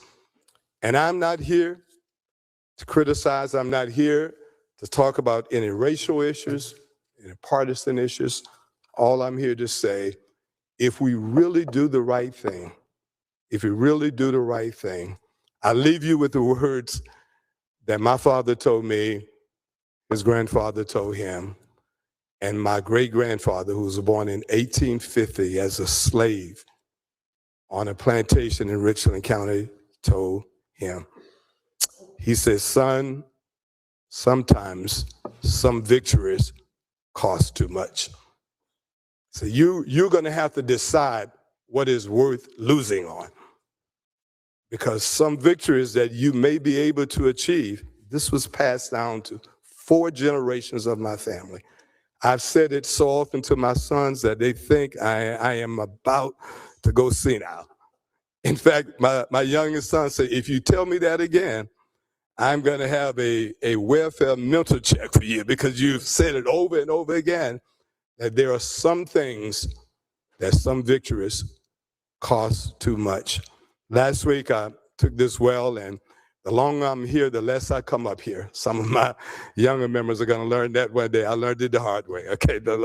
And when I do come, I really come to share with you, and I shared with you these words. Sometimes you have to do a hard thing because it's the right thing. The question is, are we willing to do a hard thing because it is the right thing? I have faith in South Carolina. I have faith in this body. And I was told by one of my mentors on the Republican side, you often hear me quote Glenn McConnell. In fact, I've gotten in trouble, Senator from Berkeley, for talking about Glenn McConnell. One of my NAACP friends said to me the other day, if you get there again and mention Glenn McConnell, he says, I'm going to come and run against you myself, okay? But Glenn McConnell said something to me. He says, just remember the Senate is a special place because we deliberate, take our time, and we may not always agree. But when we disagree, we're never disagreeable. And sometimes we have to do the right thing, and it's a hard thing. I would venture to say that that African-American monument on the State House ground would not be here today if it had not been for Glenn McConnell and others. And some of you need to go back and read the history of how that happened and how we held up the Rural Development Act to amend that, to put it there. And Glenn McConnell said then, it's a hard thing, but it's the right thing. I hope this Senate never wavers from that. We don't mind doing the hard things, particularly if they are the right things. Thank you, Mr. President. Thank you, Senator from Richland, Senator Jackson. Senator from Horry, Senator Rankin. What purpose do you rise, sir? You're recognized to be heard. In a lighter note, I recognize that I am coming on the heels of not an orator, not a senator, but a fine preacher. Never would Senator Sabb say Rankin ever follow that. And on a light note, I rise just to offer a bit of context and history of what we're being asked to do. And perhaps this is a hard ask of us to do effectively on the fly what many of us have labored to do at least once before, if not twice before, if not 3 times before, serving in various roles in what we do, and that being the process of redistricting. Senator from Edgefield said it correctly, although I would dare say it's a 2.5-year effective process, that each 10 years by law, we have to reapportion to account for the people who've either moved into a state and moved into the various congressional districts apportioned by the federal government based on the population shifts. And then as a result, we here in our House and our Senate districts are commanded to do as well. And so that process, which my dear friend, my resident and gubernatorial candidate, my lieutenant governor presently sitting here, hello, Governor, and others today from beyond the law are effectively asking us to do what is not legally incumbent upon us to do, but that which is politically asked upon us to do. Ain't nothing wrong with politics, folks. We're all here as a result of being in the political arena. And no disrespect, but just as one candidate for governor as the others are all saying to do, and no disrespect to congressional candidates, whether serving now or not, are telling us to do, tweeting for us to do. I dare say if you were to have a conversation with anyone sitting in Congress, if you were to have that conversation, they would say, why on earth, South Carolina, would you do it unless it's politically expedient to do? Some don't like President Trump. Perhaps many don't. Many love President Trump. And no mistaking about it, the gubernatorial candidates, the congressional candidates, I dare say each of us here have sought after or presently seeking after the endorsement of President Trump, who is the most unique political figure in our modern day, perhaps ever, who can be prosecuted, vilified, rightly or wrongly, doesn't matter, but who is more resistant than the Teflon man himself in terms of present day trials and tribulations. Our Christian brothers, many, believe him to be more than a man. Many believe that he is our modern day Job being tested. The crucible of serving in that role, dare I say serving in the governor's role, is not for the faint of heart, and it ain't for me. And I bless you, Pamela Vett, for putting your name in the hat to rise to a higher level. But politics, folks, in our races, in our own races, not to tell you anything that you don't know, is about either popularity, your own, or those who endorse you, or your friends, or a higher leader, perhaps. And in this realm of what we are being asked to do, let's make no mistake about it, it is politics. It is not about the law. And what am I talking about? The law requires us, we did it in 20, we'll do it in 30, in anticipation of. Senator from Charleston and I and others have sat on those redistricting, I'll call them a world tour. We went to the far reaches of this great big world of South Carolina to hear from every affected would-be constituency that makes up our state. That, folks, is not for the faint of heart, unless you like traveling, unless you like listening, unless you like hearing canned testimony from some of the folks that appear at each of these public hearings. But there is something about that is lacking right now, and that is the process of actually doing it and taking the time to do it because it is required by law to do.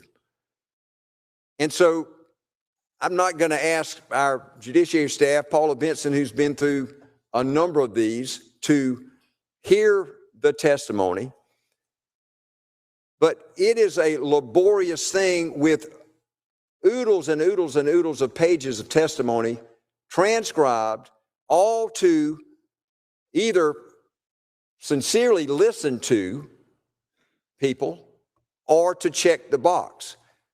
The box that we don't have here, folks, whether we decide that we insist upon it or not, is what is the process. And like a preacher I heard the other day, I want to get from here to there. And the Christian walk, Lord, just give me the answer. It ain't about the answer. This process is like the journey that we are all on in our lives to get from something to somewhere else, hopefully growing as we learn, or in the biblical context, the Christian context, tested with what we are facing. the journey from starting a redistricting process, the journey from publishing hearing dates, the journey from traveling across the state to hear folks builds a record. We then decide what our districts should look like. Is it subject to challenge? Can we avoid a challenge, whether, again, from a racial standpoint or a partisan standpoint? But that process, that journey, then comes here before House and Senate. We debate it. We create a record. We pass a bill. And then the courts get to see and hear testimony, sworn testimony, including those who drew the maps. And so what is lacking right here, right now, but perhaps if we adopt the sine die resolution, will be backfilled, and that being testimony under oath. Y'all have heard me say it before. I'm like the line from Missouri. Don't tell me, or don't show me, or rather, excuse me, don't tell me, thank you. The clerk's heard it so many times, he's trying to channel the line for me. Don't tell me, show me. And the show me here in the process is lacking because we don't have an accounting for at least 400,000 people that have moved in our state.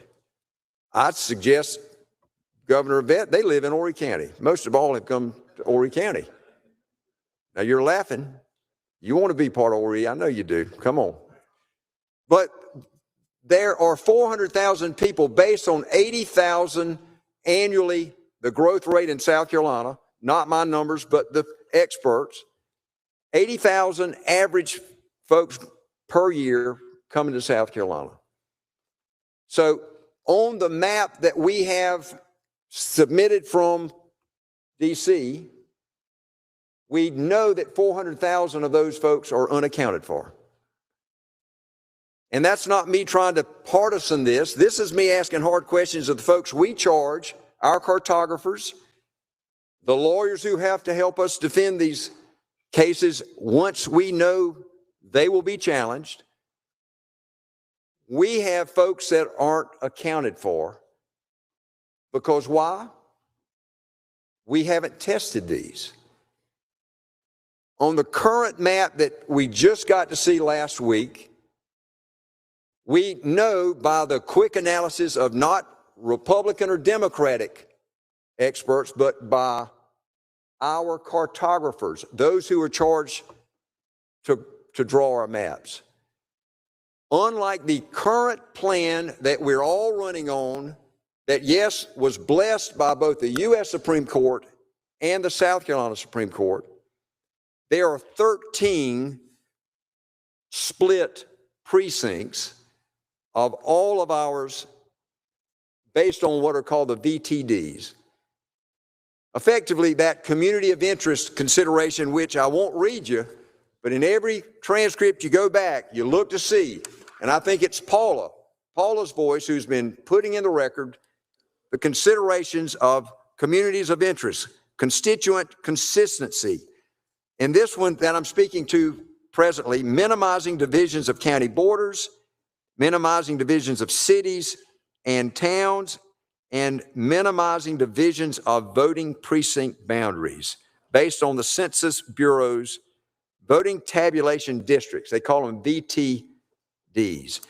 There are 40, if my math is correct, based on what I've asked, that until perhaps just today, at least one county split, one city split. And so maybe this is a perfect map. Maybe this will withstand constitutional muster. Maybe it will not be racially motivated. Maybe it will not be under the guise of what our Supreme Court will be asked to look at. Maybe it will not be purely partisan, gerrymandered. And maybe it will withstand all this. But what I'm suggesting to us today, respectfully, We don't know. And we have no record. We have no testimony. We have no process by which any one of us could go home and say to your significant other, your voters, here's what the record shows, guys. Here's what the record shows. Here's where the growth is. And so the current map, based on our old numbers of 731,000, I think was the congressional number. Actually, it's lower. But they will admit to you, if you put anyone under oath right now, it's much greater than the 700 and some odd thousand that they claim are now in those districts. The point here being is I'm kind of talking about the process with eyes glassed over, most of you, because you do know it, and I pick lovingly at you, but the people who are demanding that we do this and do it now maybe aren't aware of that process. And maybe they don't know that every 10 years we have to do this. And maybe they don't know that we're going to be gearing up to do this in the next few years. And so whether the politics is motivating this, and hey, I don't know that there's any other explanation for it, and perhaps that's a good thing. And this is not Luke, the former Democrat, speaking, or Luke, the Republican, speaking.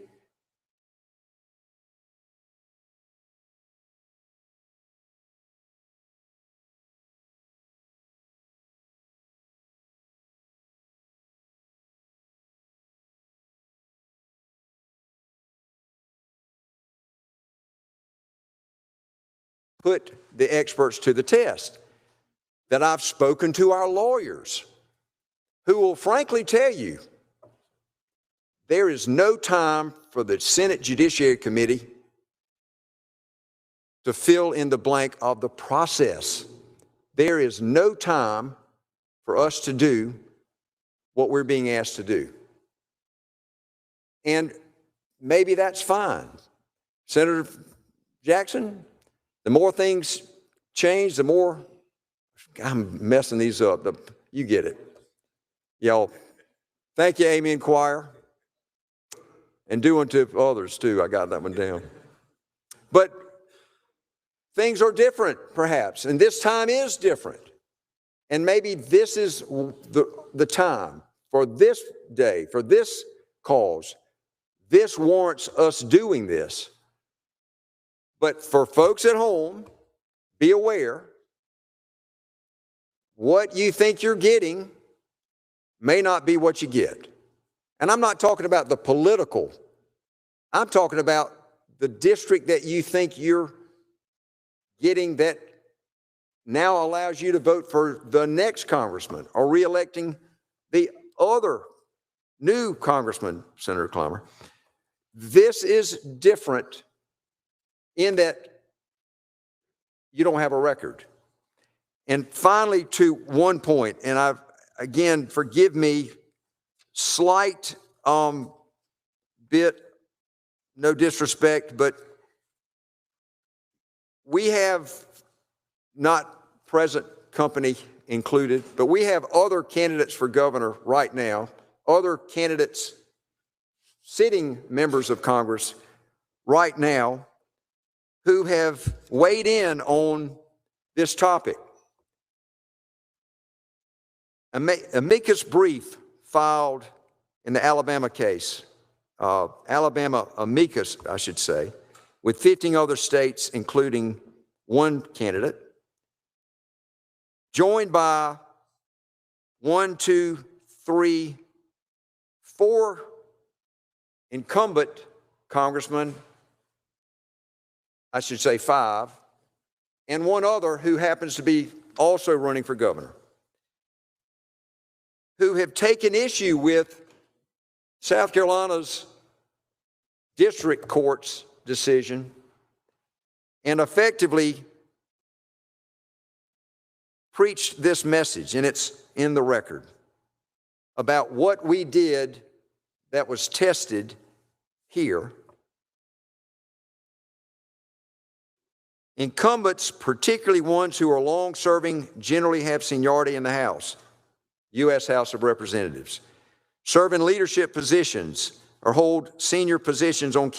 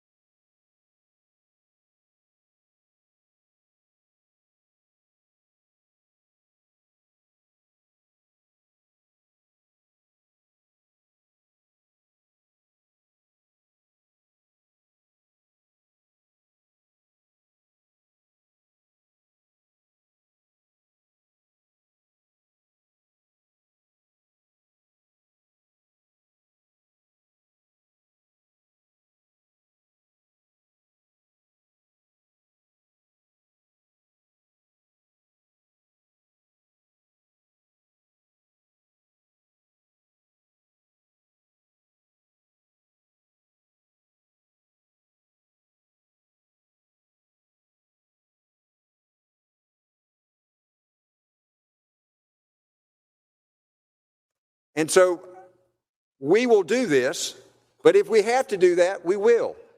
But I think without a doubt what is lacking as we stand here today, and perhaps it can be filled in, and I hope that we can, is a record that allows each of us comfort and allows each of us to, in the biblical fashion, not only to do justly, but love mercy and walk humbly with our God. And the more important, but in this context, the former being preeminent. And that's to do justly. Thank you, Mr. President. We have amendments on the desk. Senator from Charleston, Senator Campson, what purpose do you rise? You're recognized, sir.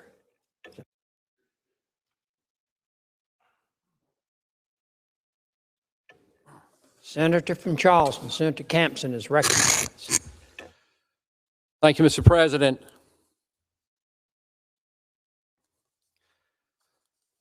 I think y'all won't be surprised that what I want to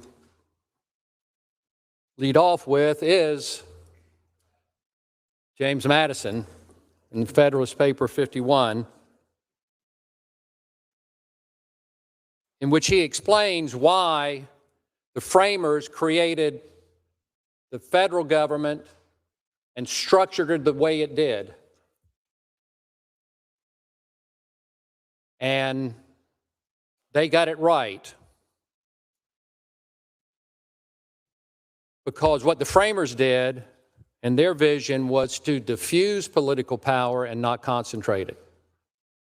They had experience from England and from Greece and from Athens. They realized that human beings needed to be governed, but because they needed restraint.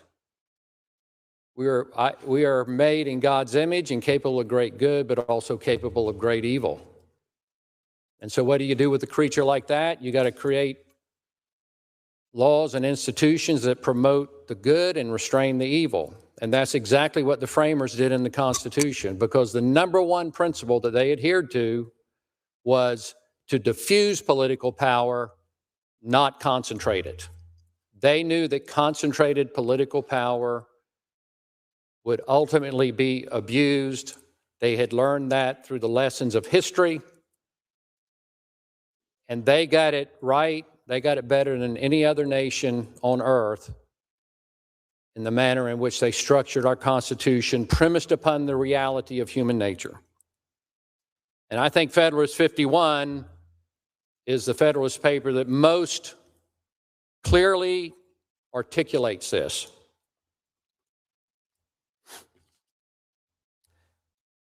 I'll read it in part.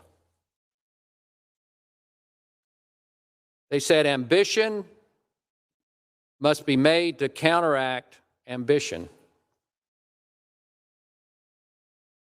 It may be a reflection on human nature that all such devices should be necessary to control the abuses of government. But what is government itself but the greatest of all reflections on human nature? If men were angels, no government would be necessary. If angels were to govern men, neither external nor internal controls of government would be necessary. In framing a government which is to be administered by men over men, the great difficulty lies in this. You must first enable the government to control the governed, and in the next place, oblige government to control itself. And that, men and women of the Senate, is what the framers used, that device of separation of powers, to make sure that power was not abused, that it was diffused, and therefore no one branch of government or no one level of government would be able to accumulate too much power because the other branches had means to keep it in check. What are those means? First, it's federalism. And we play a big role in the federalist architecture. Federalism is where you provide political power is invested at certain levels of government and not in others. It's how we came up with, the framers came up with both a federal and a state system. That's federalism. Under federalism, the state legislature, has authority to operate elections. It's called the Elections Clause. The time, place, and manner of elections are vested with us in the U.S. Constitution. That's why we do redistricting. That's why we pass laws about whether early voting, we control over when early voting can happen, who can return a absentee ballot for someone else. All of these laws occur, and they're adopted by the 50 states. And we also have separation of powers, another diffusion of power at both the state and the federal level. We diffuse that power between the legislative branch and the judicial branch and the executive branch. And we further diffuse power among the legislative branch in almost every state in the country. I think Nebraska excluded, and maybe one other. You further diffuse the legislative power among the two branches, or the two chambers of the Senate and of the House, because the framers felt like that the legislative branch needed extra, they thought we were problem children, I guess, or needed remedial provision, which you separate the power between the House and the Senate. And so the elections and how we conduct elections is largely up to us. Now, Congress has issued legislation in that area, but by and large, it's up to us. And I think that's really important, because we are getting asked from the federal government, not the state government, and the executive branch, not the legislative branch, to adopt a reapportionment plan in a matter of days.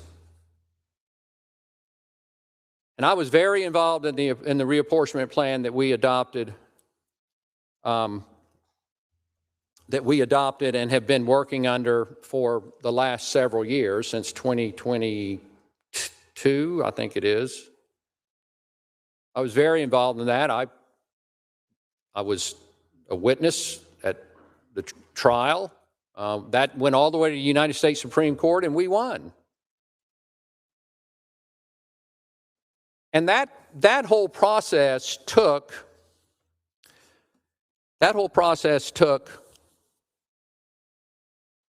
from January 26th of 2022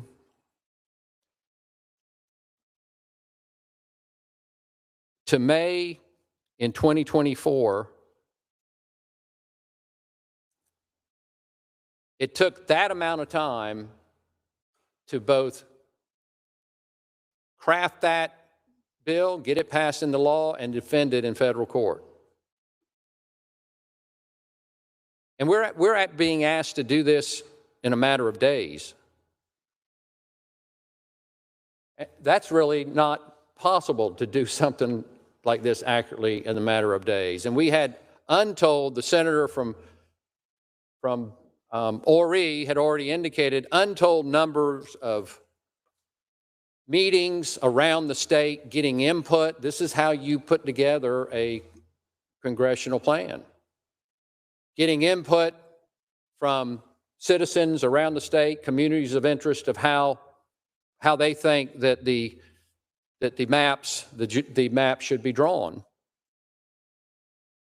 And yet we're being asked to do this in just a matter of days. And This is what's happened elsewhere in the country. California enacted a map, and but they produced that map 285 days before the primaries. We're not 285 days away from our primaries. Florida, their map, 160 days before the primaries. Missouri, 310 days before the primaries. North Carolina, 132 days. Ohio, 186 days. Tennessee, 91 days. Texas, 186 days. Utah, 260 days. South Carolina, 14 days. 14 days before early voting starts.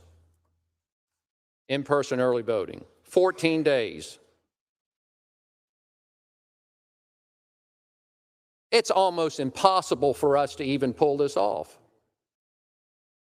Not without a tremendous amount of error being added in. And what if we do? What if we do pull it off? What do we have? Those who crafted this map had no interest whatsoever, could care less about our communities of interest. Care less. Senator from York, that's how you end up with York County and Williamsburg County, Senator from Williamsburg, being in the same congressional district. I don't know how many miles that is, but it's 120 or something like that, miles long. Oconee County, right there up in the mountains. Oconee County runs all the way into Richland County. Charleston County is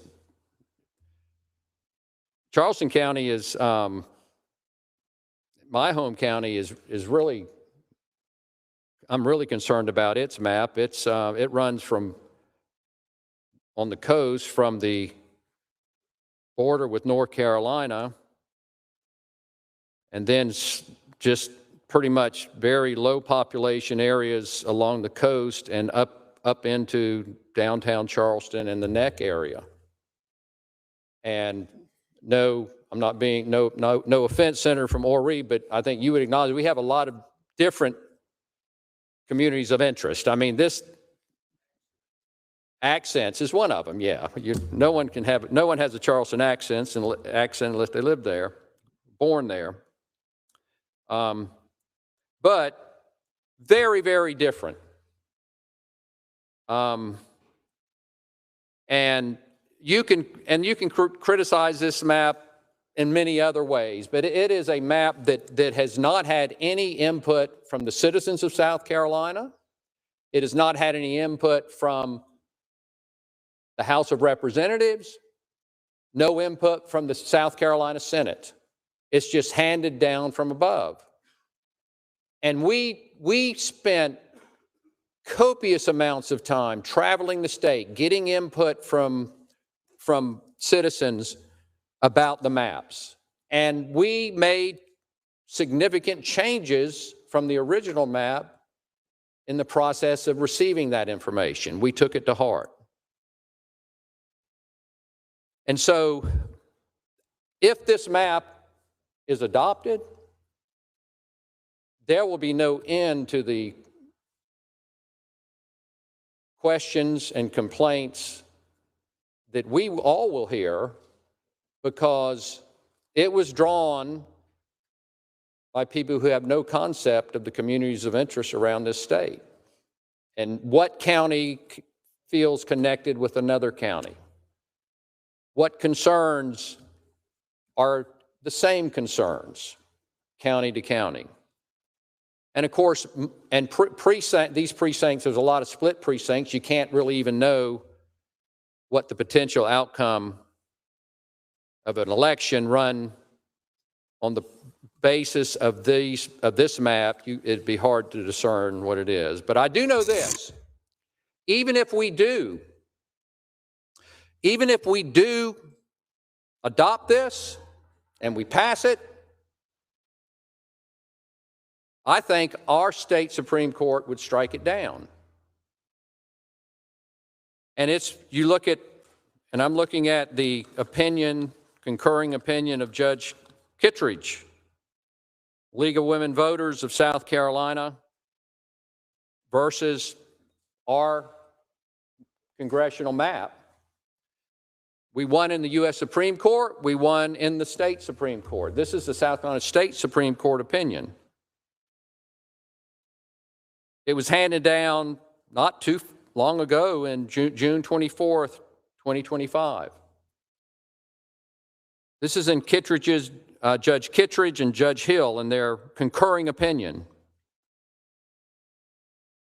I do not, however, read the court's decision as creating a categorical rule that all future claims of excessive partisan gerrymandering are beyond judicial review. They concluded it was beyond their review, because this map was beyond their review.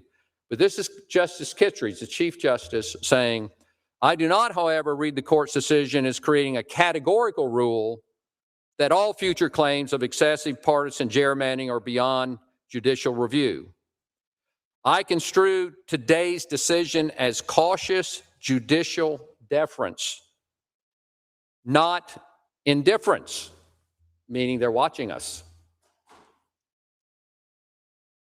It remains conceivable that a future challenge may bring more fully developed constitutional violations with a discernible nexus to manageable judicial standards, thereby warranting judicial intervention.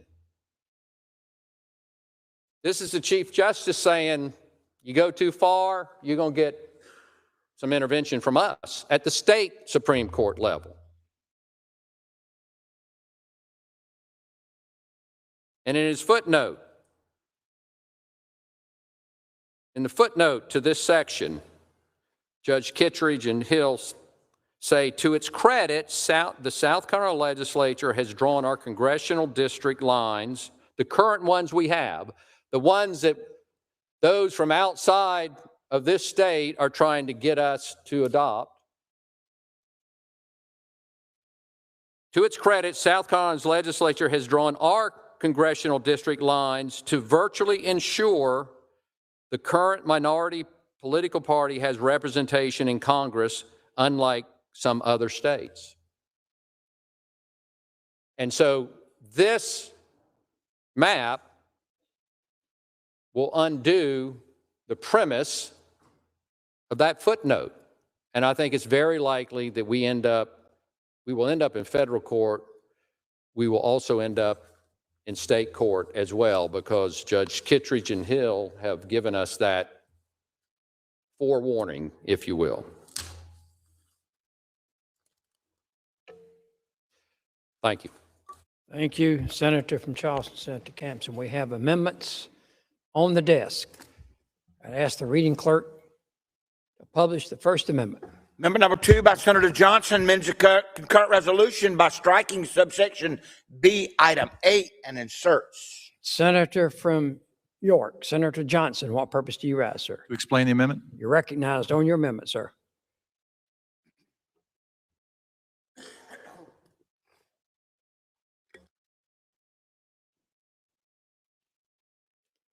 Senator from York, Senator Johnson. Thank you, Mr. President. Members of the Senate, changing 2 lines. That's it. I'm simply saying that if we're going to be able to consider redistricting congressional lines, we should consider redrawing Senate and South Carolina House lines. I don't think anyone, based on Supreme Court, U.S. Supreme Court decisions, can make an argument that our congressional lines are on their face unconstitutional. If we are going to open this up, let's look at them all. Mr. President, move for adoption. And Senator from Charleston, Senator Campson, what purpose do you raise? Senator, yield for question. I will. Senator yields for a question. Senator, are you going to give it more of a look than we've given the congressional plan, or is it just a weekend's look? I would hope that we would give it the full look, and we would take an in-depth look at these lines. Senator from Berkeley, Senator Grooms, what purpose do you raise? I thought the senator was finished. I'll wait. Senator from Anderson, Senator Cash, what purpose do you raise? See if the senator will yield for a question. Senator yield for a question. I will. Senator yields for a question. So Senator, just want to make sure I understand your intention. What it sounds like you're saying by this amendment is that if we should look at congressional redistricting to make sure the districts are constitutional, and as a result of this Supreme Court ruling, that it's only consistent and logical to look at the other races that are about to be voted on for the same purpose. Is that? I think you and I would Yes, agree Doug. on that. Yes, Senator. So I guess further, Senator, the underlying concern there is that perhaps, as has been referenced, there might be some legal challenge to the idea of redrawing congressional districts a month away from an election if the same reasoning behind doing that does not also apply to other elections that are close at hand. That could lead to legal issues in court. I mean, is that kind of part of what you might be thinking? Senator from Anderson, I'm a lawyer, but I try to stay out of the Constitution as much as I can and out of courtrooms. I will tell you this.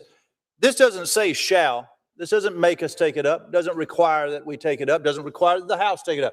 Gives us the opportunity to take this up. And if we are going to possibly take the opportunity to take congressional up, well, while we're out asking people, because I've just been told Senator Maury, I heard him say we're going to do this thoroughly.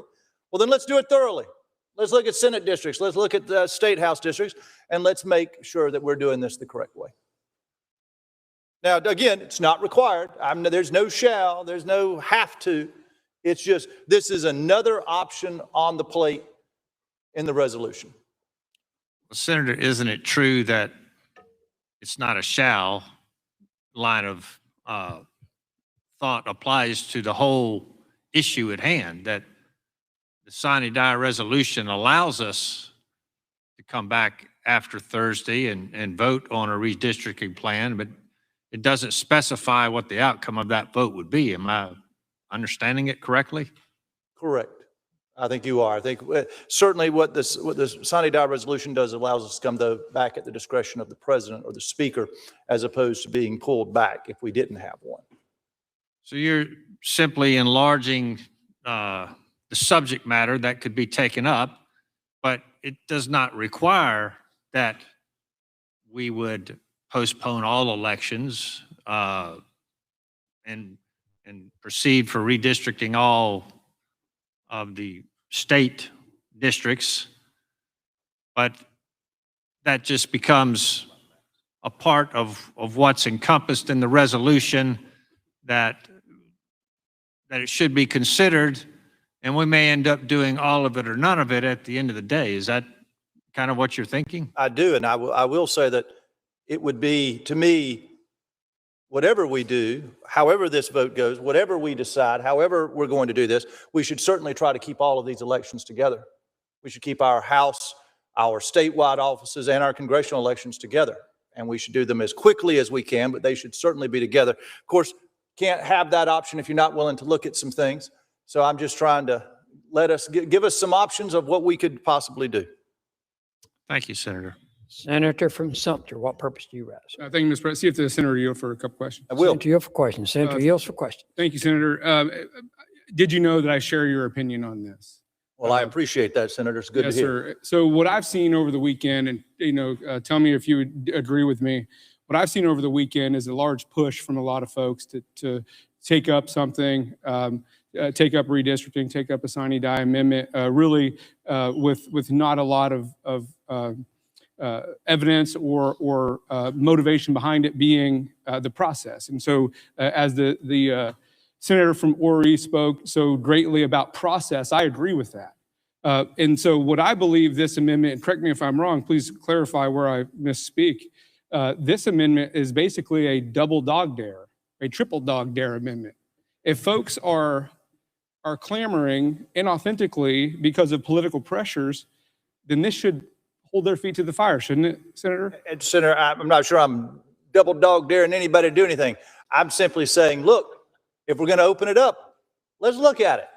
Let's have the opportunity to poke under the hood if we're going to do this. Let's be honest about what we're doing, and let's take this. Let's have a long, hard look at it. I'm not daring anybody to do anything. I am simply asking for the opportunity for us to think about it, because that's all this resolution does. It gives us the opportunity to think about other issues and pass something on those. So that's all I'm looking for. I agree. Senator. Well, I have looked at the numbers this weekend, and this map, although the map in question, actually, to be honest, and contrary to some other folks talking about communities of interest and counties voting in sort of clusters and everything, what this map actually, the proposed map, in my assessment, actually benefits my constituency in Sumter and Clarendon counties, and here's why. Because right now we're on the very tail end. Sumter is on the very tail end of the 5th congressional district. How lucky you are to be in the 5th, Senator. Yes, sir. Thank Well, until tomorrow, hopefully, because I think, for speaking on behalf of Sumterites, we're not real happy about the 5th congressional district, and here's why. Much of what our representation has been over the last decade has been more obstruction, bloviation, really do-nothing antics in my mind. And what this is coming from, further up and north in the state, what this does, this map, and I'm of course not committed to any map. What it does is decouples Sumter in the Midlands from the population centers up in Kershaw, Lancaster, the rest. So that gives us, and what this new map could do is give Sumter the ability to position itself as one of the population centers in it, giving us better representation as far as I'm concerned. So my question to you, sir, back to my original question, and not try to be flippant or funny about it, but I believe there's a lot of people who supporting this for political reasons. I believe there are a lot of folks who would support this and or oppose this for very legitimate reasons. I support this because I want the best representation for my constituency as I can get. So I would say what I appreciate this amendment, what I believe it does, is it puts those people who are not real strong on this issue on record to say, if you're going to be here to make the hard decisions in South Carolina Senate, you're going to make them, and you're not going to hide behind something. So, Mr. President, if that's okay, I would like to ask for a unanimous consent. State your request, sir. To be added as a co-sponsor to this amendment. Is there objection to the unanimous consent request by the senator from Sumter, Senator Zell, to be added as a co-sponsor? Hearing no objection, so ordered.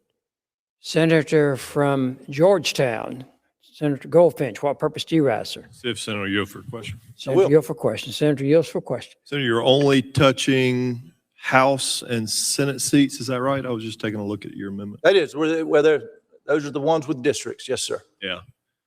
But the net effect of that would be to move those elections until those maps are done, right? Well, that's going to come this is a vote to allow us to talk about it. Why not? Whether today the vote on the sine die resolution is a vote on whether we can even discuss this after Thursday. Right. So I'm not saying that we're going to tie them together or not tie them together. I'm not saying that we're actually going to do any of this. I'm saying I'd like the opportunity to discuss this after 5 o'clock on Thursday. I got it. But if we discuss it, we come to the conclusion they're unconstitutional, which I suspect we will. We have to then postpone those elections, right? And Senator, I don't have an opinion on one way or the other whether they're constitutional. What I'm going to say is that I'd like the opportunity to talk about it. If we choose to talk about it and we choose to redraw those maps, then certainly they would be delayed. And how long they would be delayed and what that would look like is going to be up to this body and the body across the hall. And so but I'd like to have the opportunity to have the discussion. And just for clarity, I don't think there's anything, I don't know of anything wrong with the South Carolina Senate seats, and you don't either, right? I'm not aware of anything. No, sir. But the South Carolina House seat, certainly, we think may have some problems. Well, again, I'm not a constitutional lawyer, but I'll leave that for others. But I'd like to have the opportunity for us to investigate it after Thursday at 5 o'clock. If we're going to pass this, let's look at it. Senator from Spartanburg, Senator Kimbrell, what purpose do you rise? Mr. President, see if the senator yield for a question. I will. Senator yield for question. Senator yields for question. Senator, just listening to your explanation and reading through the amendment, I know we've had some conversations about it. Would the notion be, I mean, as we've heard today, we've had a lot of arguments for or against doing redistricting. I mean, I think in light of the national scene, I understand what we're trying to achieve congressionally. Would you say that reopening the legislative maps provides some constitutional cover in the event? The argument out of Louisiana was it was Section 2 districts they were worried about. We've already said we don't have Section 2 districts here.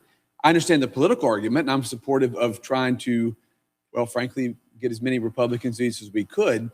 But at the same time, if you open up now the legislative seats, particularly the House, if we have to make the argument that, 2 years ago, 3 years ago, when we did redistricting, the notion was, well, it's not gerrymandered on racial basis. We don't have a minority district in the state now. And so if we have to go say, well, we're reopening reapportionment or districts on congressional, but we don't really have a Section 2 problem. If you tie in the South Carolina House, do you think that helps us to make the argument over redistricting in its entirety?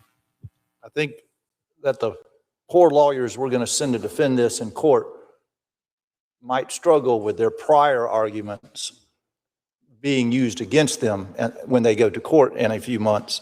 I think by us taking a broader look and examining both the House and the Senate lines through a process that would need to be gone through, that we might be able to better answer those questions when the justices of our Supreme Court are asking them. And that's kind of what I was getting at, Yeah. Senator. So ultimately, I mean, of course, in the prior arguments before the court, we're saying these aren't racially gerrymandered districts. There's no Section 2 here on the congressional.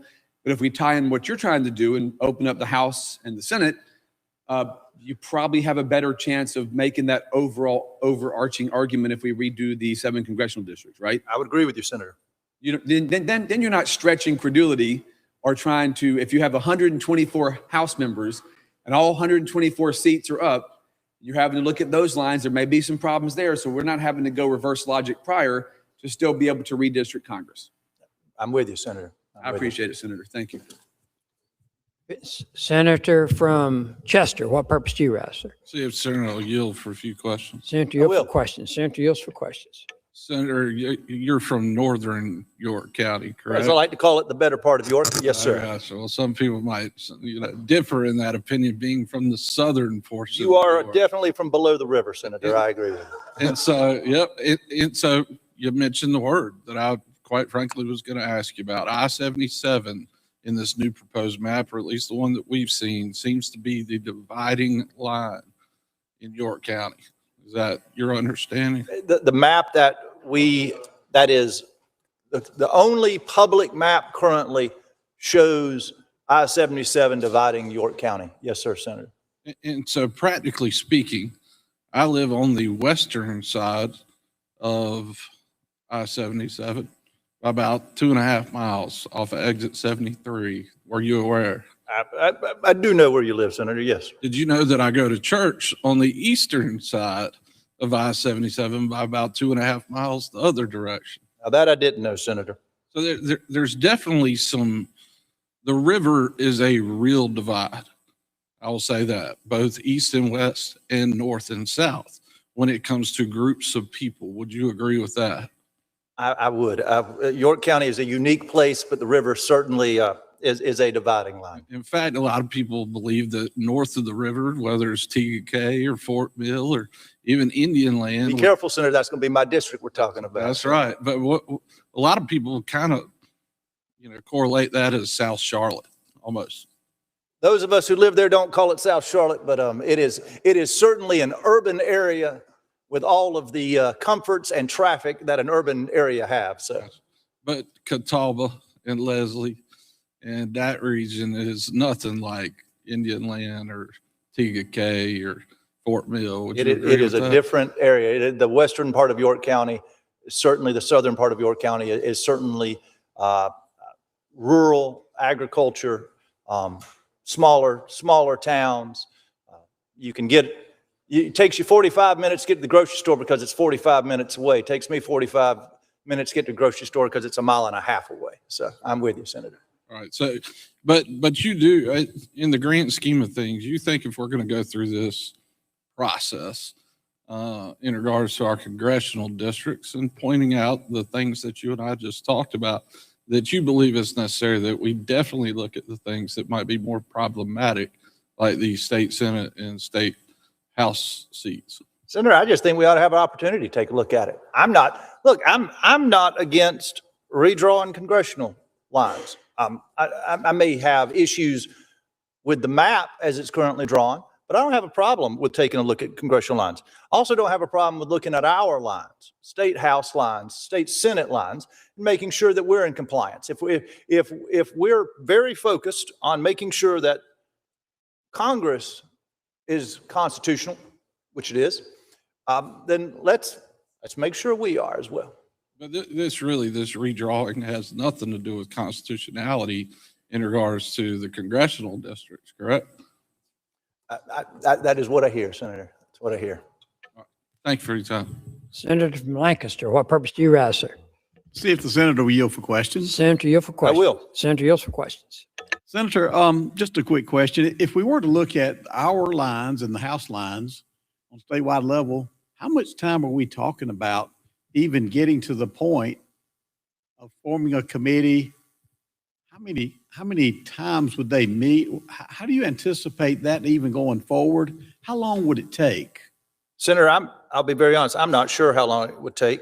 I wasn't intimately involved in the last time we redrew lines. I was a freshman. They just told me what my lines were going to be. I was number 44. I showed up in a map room. They said, this is all that's left, and that's what I had. I will say this, though, Senator. I would hope we would take the exact amount of time that we're willing to take to draw our lines, to draw congressional lines. I think they're equally as important. And so therefore, I think we ought to have that opportunity. If you don't, and I'm not saying if you don't think they're important, you won't vote for the amendment, but it's equally as important to me that if we're going to open one, let's have the opportunity, and maybe we won't. Maybe we'll just decide, hey, we've looked at this, we'll just do the congressional lines and we'll move on. But I think we ought to be able to have the discussion and start, and after Thursday at 5 o'clock, if this isn't in the sine die, you're never going to have that discussion. You're never going to have that opportunity. So I can't tell you the exact timeline, Senator, but I can tell you I think they're both equally important and they should be looked at. Thank you. Pending question is adoption of the amendment. Senator from Berkeley, Senator Grooms, what purpose do you rise, sir? Would be heard. You're recognized on the amendment.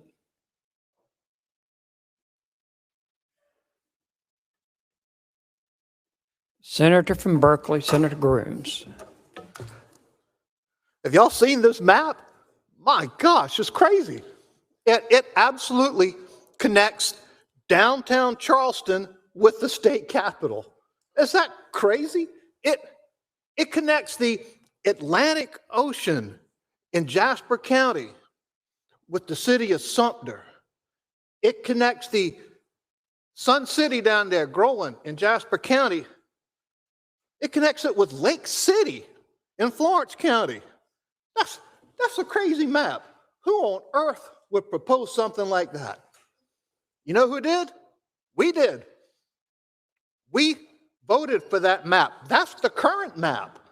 I get folks up here, I heard them talking about communities of interest needing to stick together. That's the map right now. That's the 6th district right now. It does look like I don't know, like an amoeba or something, but it's better than what it was before. But it's still crazy looking. I'm from Berkeley County, and the president pro tem at one time was Rembert Dennis up there. In 1984, he held the podium right here for about 3 days under a reapportionment fight.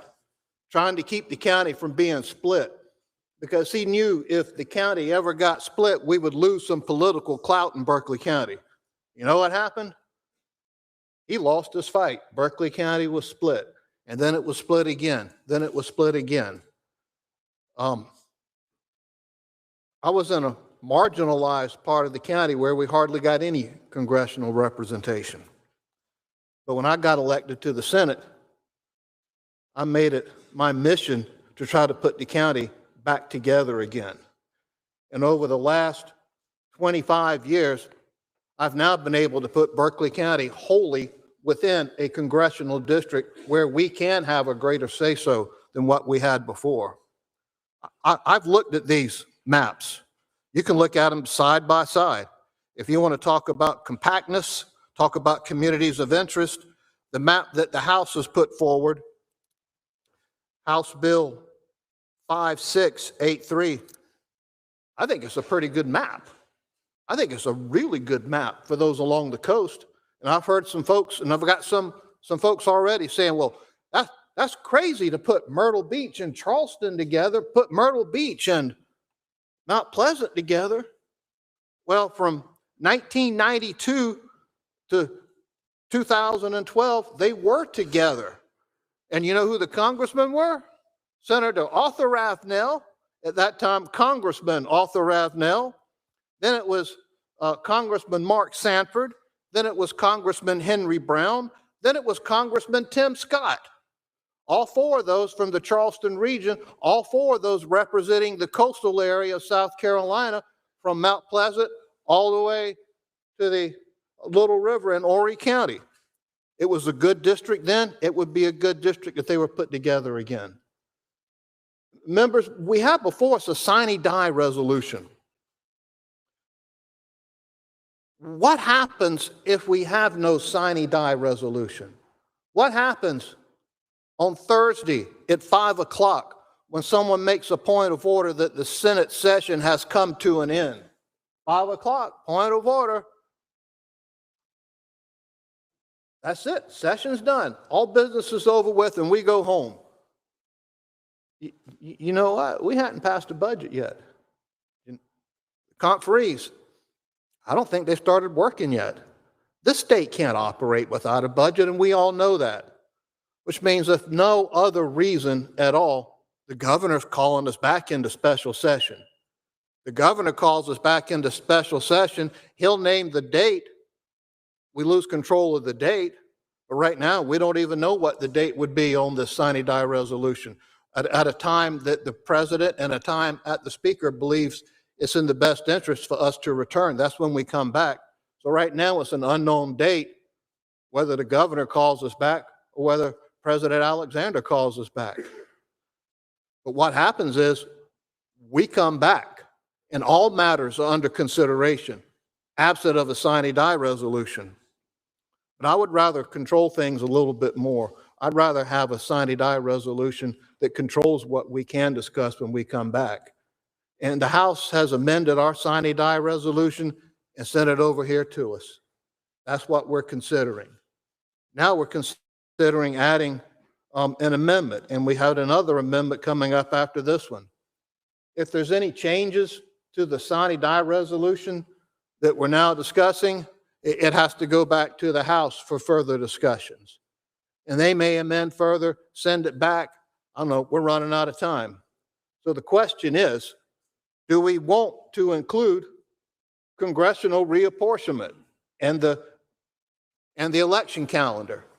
If that's what we want to do, then we vote no on this amendment. We vote no on the next amendment. We vote down all the amendments, and then we vote on the sine die resolution. But if you don't like the sine die resolution, or if you don't like things that are in it, if we don't have one, we're coming back anyway. And I imagine that reapportionment will be taken up. The House is moving on this rather quickly, and for no other reason. I like the way the House bill has these maps laid out. I think it is good for at least my part of the state. I can't speak for the rest of you.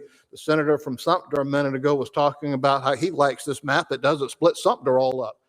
That they would have a greater say-so and a little bit of more political strength when it comes to voting to be able to get the attention that they need. Senator from Spartanburg, Senator Martin, what purpose do you rise, sir? See if the Senator from Berkeley would yield for questions. Senator yield for questions. Senator yields. Senator yields for Senator, questions. you brought up a good point, and I know I'm a co-sponsor on this bill because, or the concurrent resolution, excuse me, because we need to control our own destiny. Are you aware we've been in situations before where we've had a governor call us back in and then anything's on the table? Then you got to agree to it. You're not focused. It's my understanding that I believe you made clear that this is focused on 2026 congressional redistricting is the addition to the sine die. That's it, only. Now, if we pass this sine die resolution clean, it doesn't really go back to the House. It's a Senate bill. It goes right to be adopted, correct? The House made changes, so it would require a 2/3 vote for that change they made. Just saying, if we took a 2/3 vote in the Senate without changing, it's done. That's correct. If we make any amendments to this sine die right now, we're setting it up for a ping pong, correct? We could be working on sine die back and forth, 2.0, 3.0, 4.0, 5.0, until we get to sine die and it's over. So are you aware that if we're going to do this and have an actual sine die resolution, we need to pass the sine die resolution that was amended for one thing? Are you aware of that? That's my belief, and that's what I'm urging this body to do. So based on that, I move the table. Motion is to table the amendment. Roll call is requested. The 5 members second that call. Senator from Williamsburg, what purpose do you rise? Parliamentary inquiry. State your inquiry. Mr. President, and let me just say that I appreciate the discussion that we've had on the Senate floor. I'd like to hearken back to a comment that was made by the majority leader as it relates to procedurally where we are. Mr. President, it was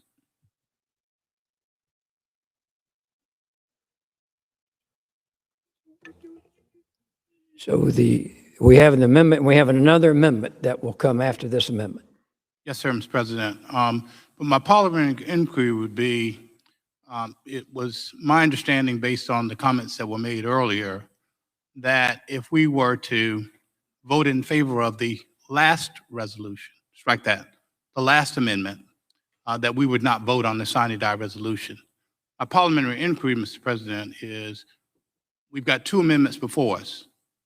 The question would be, if we vote favorably on either one of the amendments that's before us, would we then be precluded from voting on the sine die resolution?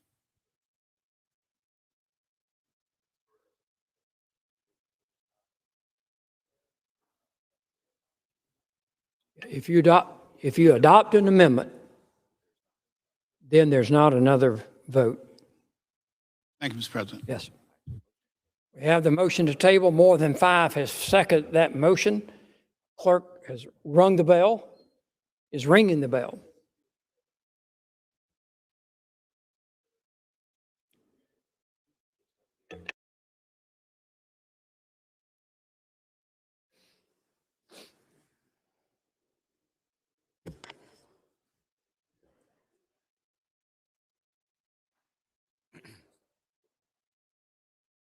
The reading clerk will call the roll on the motion to table the amendment.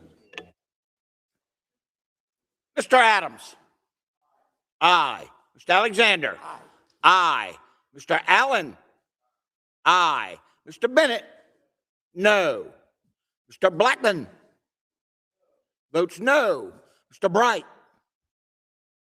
Not voting Mr. Campson.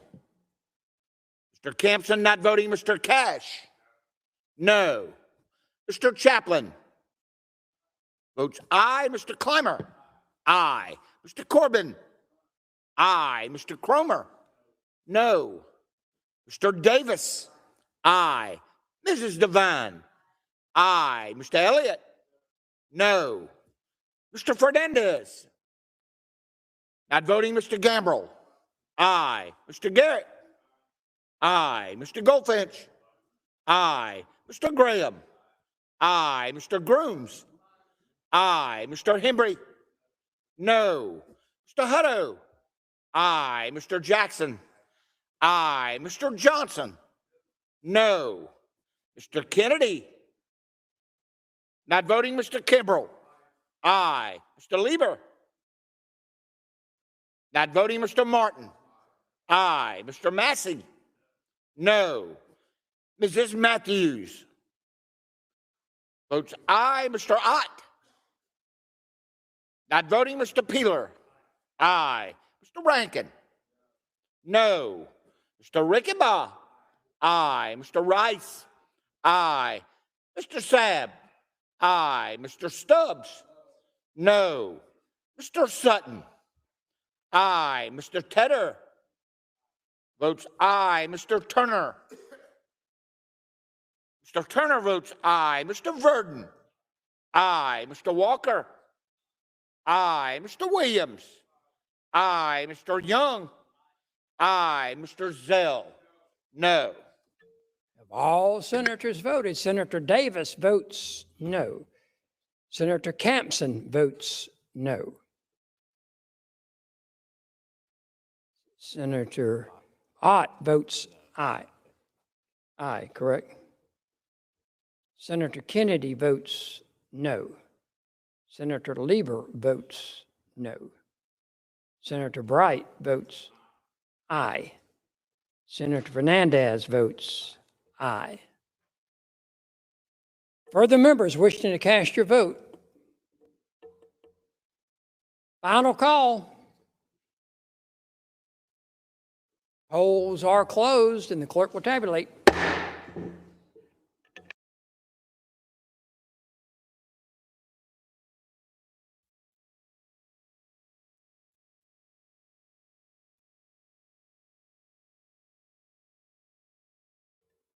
By a vote of 31 to 15, the amendment is tabled. We have an additional amendment. Next amendment, amendment number 3 by Senator Cash, amends a concurrent resolution in subsection B by adding an appropriate numbered item to read. Senator from Anderson, Senator Cash, what purpose do you rise, sir? Speak on the amendment. Recognized on the amendment.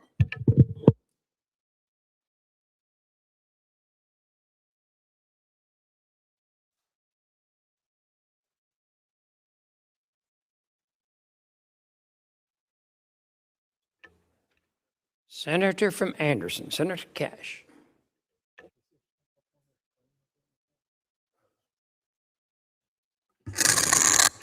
Senator from Anderson, Senator Thank Cash. you, Mr. President. All right. So we're here today to vote on the sine die resolution, which tells us what matters we can come back to work on after the session formally ends at 5 o'clock on Thursday. And this amendment before you would allow us to return to take up S 1095 and to take up H 4760, both of which are pro-life bills. 4760 is a bill that has passed the House. S 1095 is a bill that has passed the full Medical Affairs Committee. Both of these bills are currently on our calendar in a contested status.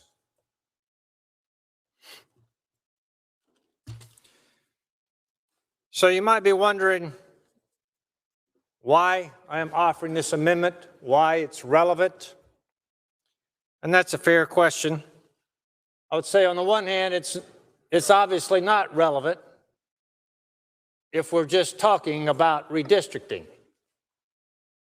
The killing of unborn children and redistricting are very dissimilar subjects. However, it is relevant to the sine die resolution itself, because a sine die resolution speaks to unfinished business. Sine die resolution speaks to important business, to urgent business. I mean, that's why we're talking about redistricting. It's urgent We've got to postpone elections that are a month away because this is urgent. It's important. It potentially could affect who controls the House of Representatives in Washington, D.C. That's why we have an amendment, because it's important, it's urgent. So I would submit to you that importance and urgency are in the eye of the beholder.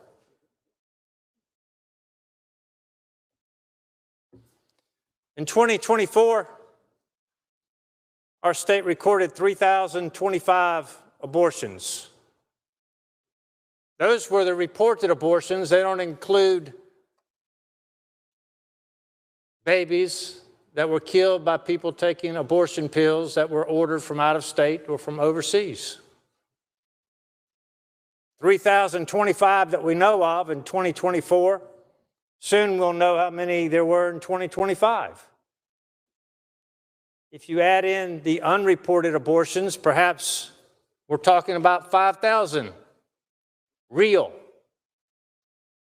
human lives in 2024. Another 5,000 in 2025, and another 5,000 that are happening right now, day by day.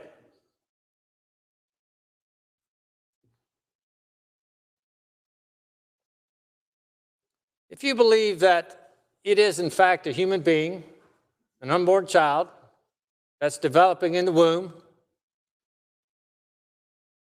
if you believe that the government has a fundamental duty to protect innocent human life, then I simply can't see how there could be something that's more important and more urgent than addressing that.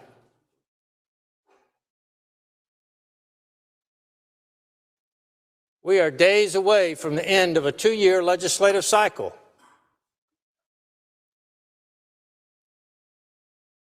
And we have yet to put a pro-life bill on the floor of the South Carolina Senate after 2 years.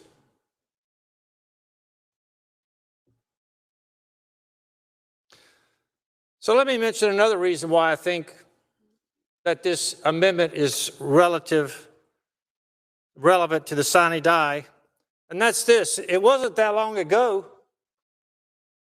that we actually included the pro-life issue in the sine die resolution. For those of you who were here, it was 2022. The circumstance in 2022 was we thought that the Supreme Court was going to release its ruling, and in case the ruling somehow overturned Roe v. Wade, the General Assembly wanted to be able to come back and take up legislation that would be a response to the overturning of Roe v. Wade. I know this sounds like ancient history, 2022, but here's the sine die resolution from 2022. It's pretty extensive, about 5 pages. And one of these points says that we can come back for the introduction, receipt, and consideration of legislation in response to a decision of the United States Supreme Court in the case of Dobbs versus Jackson Women's Health Organization. That was in our sine die resolution, and that's the only reason we were able to come back in 2022 and take up what became known as the Human Life Protection Act.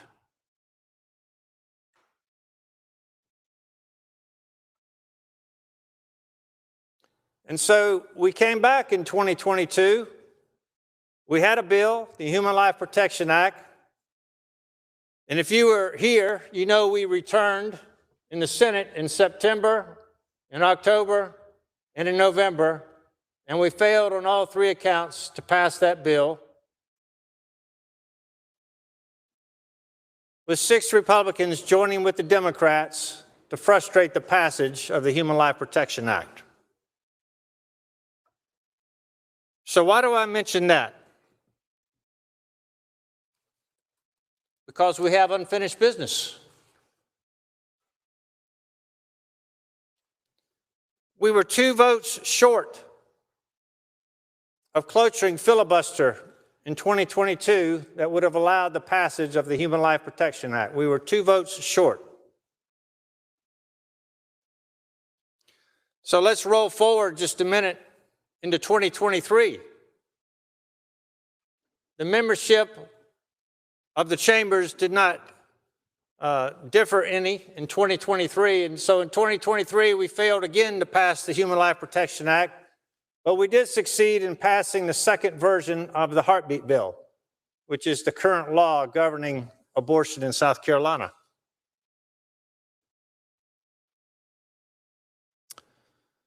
And then when we move forward in 2024, there were several changes to this body as a result of the primaries. And there were an additional number of changes as a result of the general elections in 2024. And I can't remember how many of y'all are brand new, but it's like 9 or 13 members, I believe, 9 Republicans, 13 altogether out of this body of 46 who have joined us since 2024. Senator from Spartanburg, Senator Bright, what purpose do you rise? Will the senator yield for a question? Senator Yields. Senator Yields for a question. Senator, were you aware that if you're able to get this amendment on here, this will go back to the House, and were you aware that they'll either basically concur with what we've done because it's a Senate bill? So it's a very simple process if this amendment goes on for them to concur over there and it to be done, and then an opportunity for these children to at least have a glimmer of hope. Were you aware? I appreciate you mentioning that, Senator, because the sine die is a very important resolution, and we all know that as soon as we do something over here, it's going across the hall immediately. And Senator, were you aware that they passed legislation over there, and were you aware that in the House this year they have an election coming up in a month? Were you aware of that, or in just a few weeks? Well, I appreciate that. The election ramifications, I don't think, are lost on any of us. But to add to that, Senator, the House has passed a pro-life bill. I don't know why, if we sent them an amendment including pro-life legislation, I don't know why they would have any issue with that. The problem is not in the House. The problem is in the Senate. Well, Senator, were you aware that I firmly believe that if we send this on there, it'll be concurred with, as far as from a time standpoint, as fast as we've seen anything done in these chambers, and then we can go on to redrawing these lines. Were you aware of that? I would agree with you, Senator. The House would like to get on with redrawing the lines. The pro-life issue has been a major plank in the platform of the Republican Party for a generation, particularly in South Carolina. I just can't foresee any scenario where if the Senate says we're willing for this to be part of the sine die, the House is then going to say, oh no, we're not really that pro-life with election a month away. You know, we're not going to agree to that. I just can't imagine that they would take that position, Senator, but I appreciate you bringing that to my attention. And so when we failed in 2022 to pass the Human Life Protection Act, the makeup of the chamber was 30 Republicans and 16 Democrats. In 2024, the Republicans gained 4 seats. There's 34 Republicans and 12 Democrats. 26 votes are needed for cloture. I can't understand why we don't have a pro-life bill on the floor of this Senate with the session running out. Now, I understand that we're all very busy and that we have a lot of bills that we have to deal with. And I understand how hard it is to get a pro-life bill to the floor.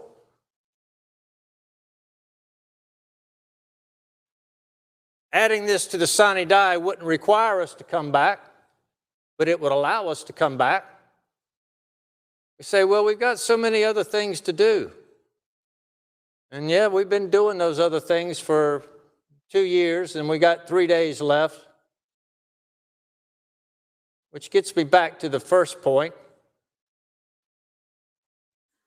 Do we believe that 5,000 human beings are being killed in South Carolina every year by abortions, or do we not believe it? I submit if you don't really, if it doesn't matter to you, if somehow that doesn't connect your heart and your mind, then don't vote for this. Just say, gosh, that's too difficult. Those debates are always painful and controversial, and people get upset. Don't vote for it.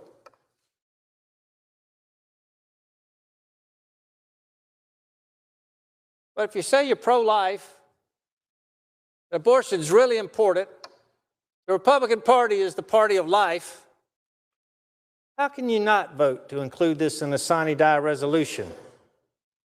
A bill that has passed the House, a bill that has passed full Medical Affairs Committee. I understand we don't have time to take it up this week or last week or the week before that, and so on and so forth. But you know, this redistricting, whatever we're going to do with it, we're going to do with it in the next several weeks, right? If we're going to have elections in August based on some kind of maps that are going to get redrawn here, then the maps have got to be produced and we got to vote on them to get on with August elections. And then we're going to have 5 months. Now, I like to go on vacation. I like to go with all my kids and grandkids to the beach.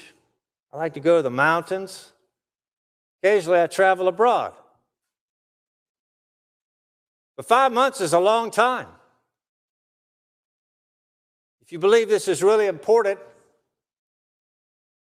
we could come back here at some point in time and take up a pro-life bill, because it's apparent that we haven't had time to do it in 2 years. In fact, neither chamber took up a pro-life bill and passed it in 2025 because, to our shame, it was not a priority in either Republican-dominated chamber. So now here we are, and what's sucking all the oxygen out of the room the last week of session is, are we going to postpone some congressional elections and redraw maps, and all of a sudden the whole world's got to revolve around that, and we can't think of anything other than that? Again, if we're going to do redistricting, and I'm planning to vote for the sine die resolution, if we're going to do it, we're going to have to do it pretty quick. Adding these bills to the sine die resolution has no impact on the redistricting question. Simply has no impact on it. It's simply a matter of whether you think it's important that we actually vote on these bills, whether you think it's important that we try to stop the killing of unborn babies. Well, if you don't, then between now and the next time we get a chance to see something like this pass both chambers, a year's going to go by, and probably 2 years. So if you believe that unborn babies are getting killed in abortion clinics or actually at home now, it's 5,000 or 10,000 more lives, depending on whether it takes a year or 2 years for us to do anything. Because we haven't done anything in 2 years, there's certainly no guarantee that we're going to do something in the next 2 years.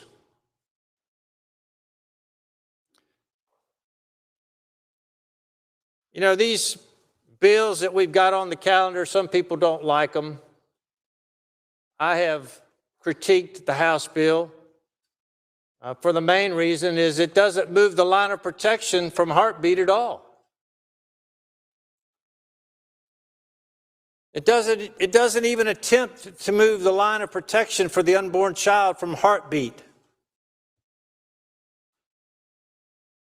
I know some people don't like the Senate bill, which I wrote, because they think it does too much. They think it's too strong. It includes criminal penalties for anyone and everyone involved in killing an unborn child, and they can't stomach that. even though that used to be on our books until we wrote the heartbeat law.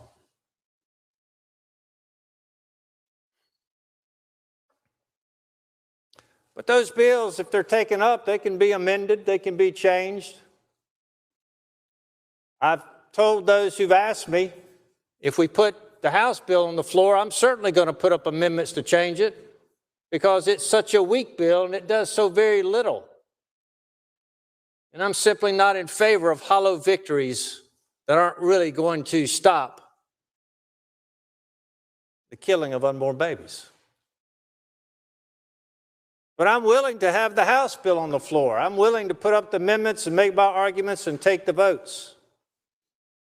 Certainly rather put the Senate bill on the floor.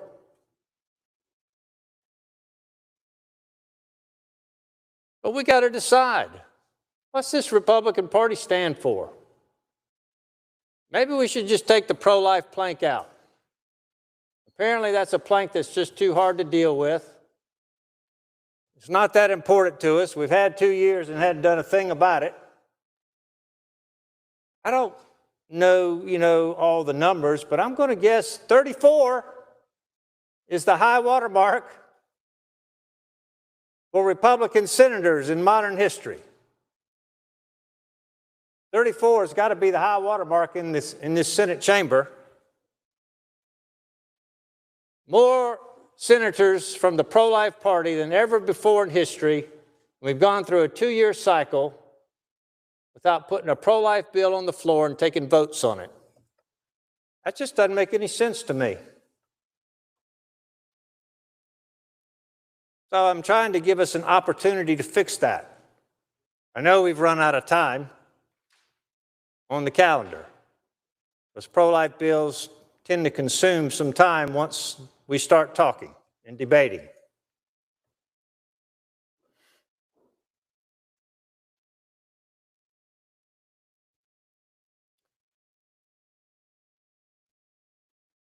could say, well, it sounds like a good idea, but we could just wait till January.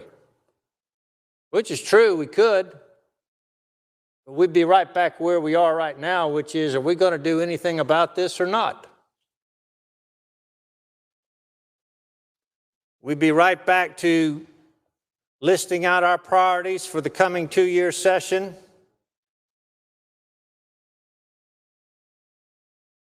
And we'd be right back to dealing with the elephant in the room, which is the party of pro-life is not that interested in pro-life. Now that we have the authority from the Supreme Court to write the law of pro-life.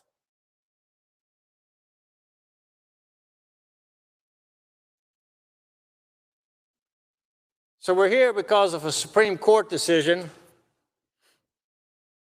challenging the constitutionality of districts where the racial factor of the makeup may have been overdone.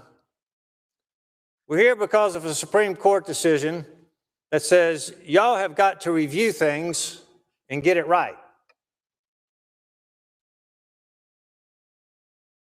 And so we're going to have to do our due diligence, whether we're doing that in the next 2 weeks or the next 2 years, to look at these maps, probably including the state maps, because the Supreme Court has initiated something and now it becomes our responsibility to respond to what they've laid out constitutionally. And that is exactly what happened 4 years ago. After 50 years, after 65 million unborn babies had been aborted, the Supreme Court threw their hands up and said, you know what? The states should really decide this issue. They should write the laws. They should make the policy. That's what they said to us in 2022. And in 2022, we had a different view of the matter, because in 2022, before we even knew what the Dobbs decision was going to say, we put it into the sine die that we would be able to come back here and respond to the Dobbs decision.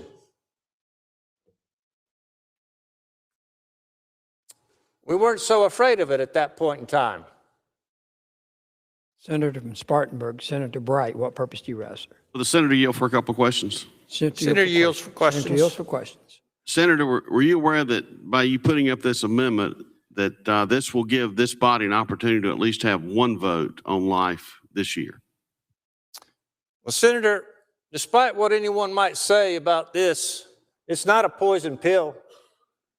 You know, I'm planning to vote for the sine die resolution. If my amendment fails, I'm still going to vote for it. This amendment has no impact whatsoever on redistricting. If we adopt this amendment, it'll go over to the House, and I believe they will concur with us, and we will go on with whatever the plan here is going to be about redistricting.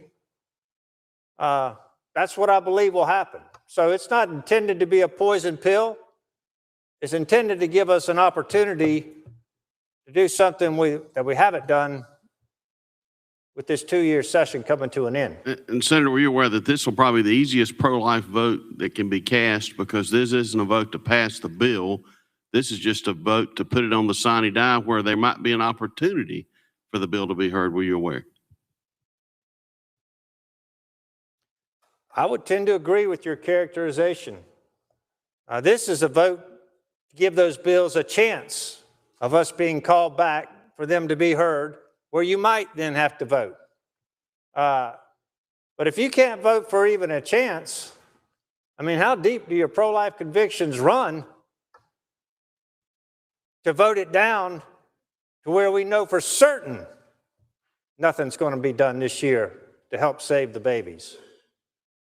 Well, Senator, I thank you for sponsoring the amendment, and Mr. President, I ask for unanimous consent to be listed as a co-sponsor of the amendment. Is there objection to the unanimous consent request by the Senator from Spartanburg, Senator Bright, to be a co-sponsor of the amendment? Hearing no objection, so ordered. Senator Bright will be added as a co-sponsor. So I'm going to sit down in just a minute. Not trying to sidetrack or filibuster the sine die resolution. I could talk about that. I've got my own thoughts and opinions. Most of what I would say has already been said in one form or fashion by other people. But I didn't think it would be right to let us go home Thursday without having a chance to at least have this conversation, take this vote on adding this to the sine die with the hope that maybe we could still pass a pro-life bill this year that would be meaningful in saving unborn babies and bringing that line of protection back from heartbeat to clinically diagnosable pregnancy. So with that, Mr. President, I move for adoption and ask for a roll call. Pending question is adoption of the amendment. Senator from Berkeley, Senator Grooms, what purpose do you rise? Wish to be heard. You're recognized.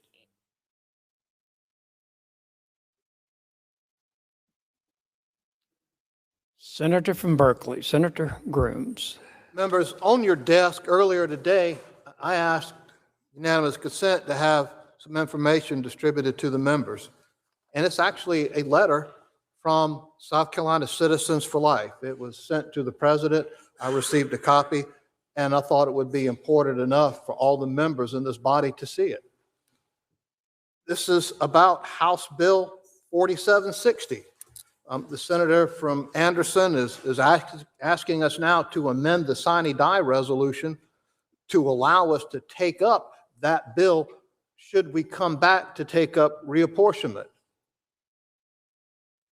The senator from Anderson a minute ago said that he is not in favor of hollow victories.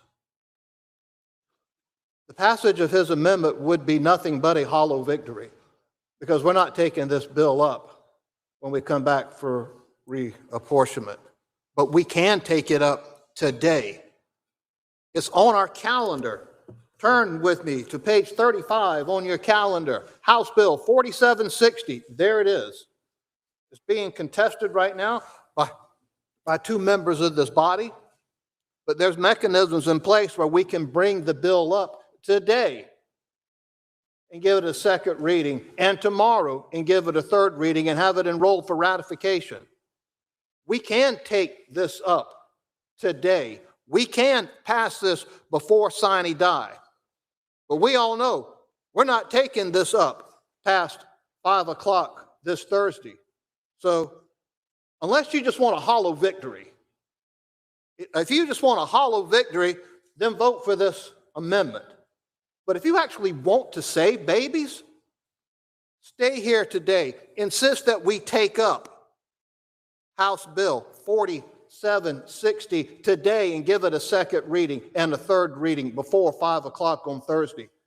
That's how you pass this bill and save lives, because we all know we're not taking it up past sine die, even if we get it included on this resolution. But what we do know is it could really mess with the ability to take up reapportionment.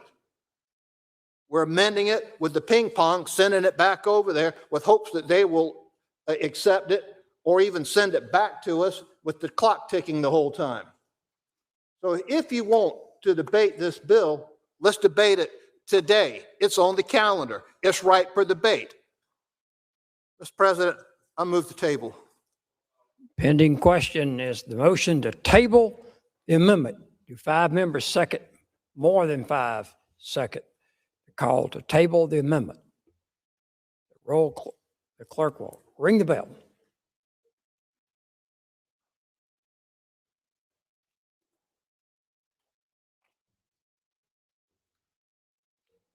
The reading clerk will call the roll of the Senate on the motion to table the amendment. Mr. Adams. Aye. Mr. Alexander. Aye. Aye. Mr. Allen. Aye. Mr. Bennett. Aye. Mr. Blackman. Aye. Mr. Bright. No. Mr. Campson. Aye. Mr. Cash. No. Mr. Chaplin. No. Mr. Clymer. No. Mr. Corbin. No. Mr. Cromer. Aye. Mr. Davis. Aye. Mrs. Devine. Aye. Mr. Elliott. No. Mr. Fernandez. No. Mr. Gambrell. Votes no. Mr. Garrett. No. Mr. Goldfinch. Votes no. Mr. Graham. Aye. Mr. Grooms. Aye. Mr. Hembry. Aye. Mr. Hutto. Aye. Mr. Jackson. Aye. Mr. Johnson. Aye. Mr. Kennedy. Votes no. Mr. Kimbrell. Aye. Mr. Lieber. No. Mr. Martin. Aye. Mr. Massey. Aye. Mrs. Matthews. Aye. Mr. Ott. Aye. Mr. Peeler. Aye. Mr. Rankin. Aye. Mr. Riggenbaugh. Not voting, Mr. Rice. Votes no. Mr. Sabb. Aye. Mr. Stubbs. No. Mr. Sutton. Aye. Mr. Tedder. Votes aye. Mr. Turner. Aye. Mr. Verdon. No. Mr. Walker. Votes aye. Mr. Williams. Aye. Mr. Young. Aye. Mr. Zell. Aye. Have all senators voted? Have all senators cast your vote? Senator Rickenbach, no?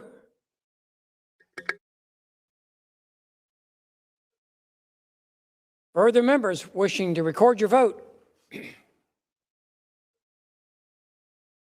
Final call.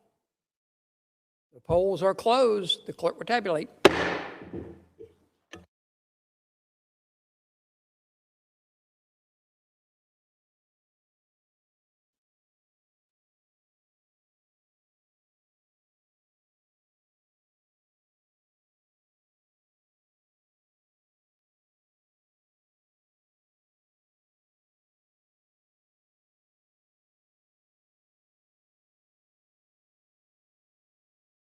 By a vote of 30 to 16, the amendment is tabled. There are no further amendments. Therefore, the question is concurrence and House amendments. A roll call is required. The clerk will please ring the bell.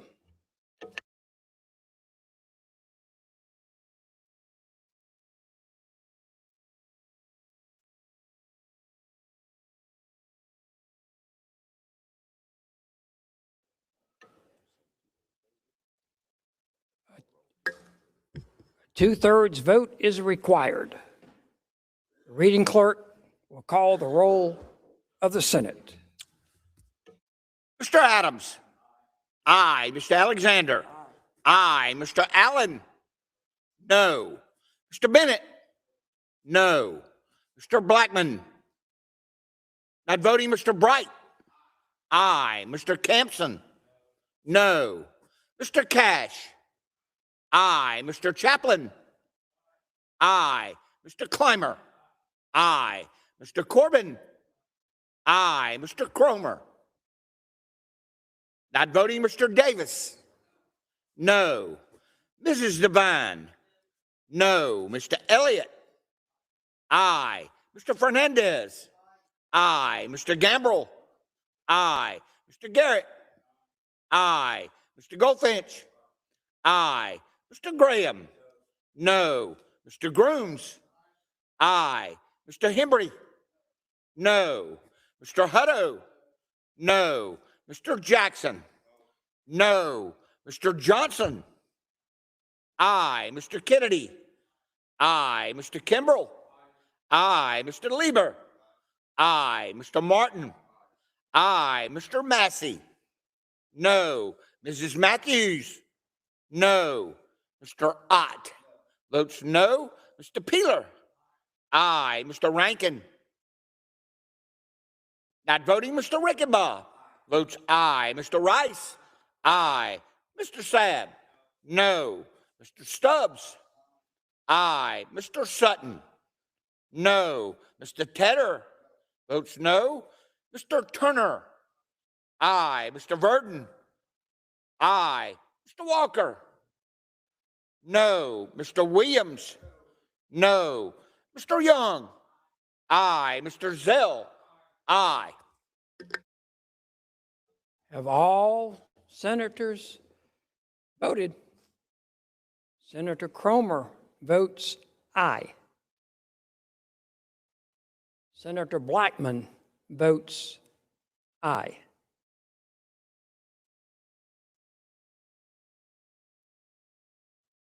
Senator Rankin votes aye. Further members wishing to record your vote. Final call. The polls are closed. The clerk will please tabulate.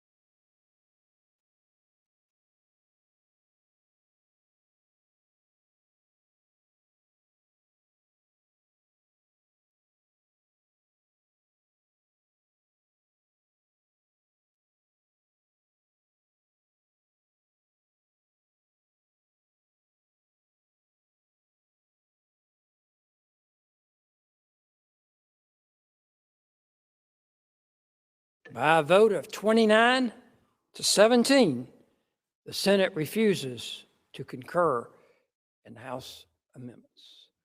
We have additional bills in the box. The reading clerk will continue to read. House is returned to the Senate with amendments. S 508, bill by Senator Verdon and others, amending the code relating to the protection of certain monuments and memorials so as to expand the type of monuments or memorials that may not be relocated, removed, or disturbed. Senator from Lawrence, what purpose do you rise, sir? Mr. President, this is the monument bill returned with numerous amendments from the House. I would ask unanimous consent to non-concur with House amendments. Is there objection with unanimous consent request by the senator from Lawrence to non-concur in the House amendments? Hearing no objection, so ordered. The Senate has now non-concurred in the House amendments.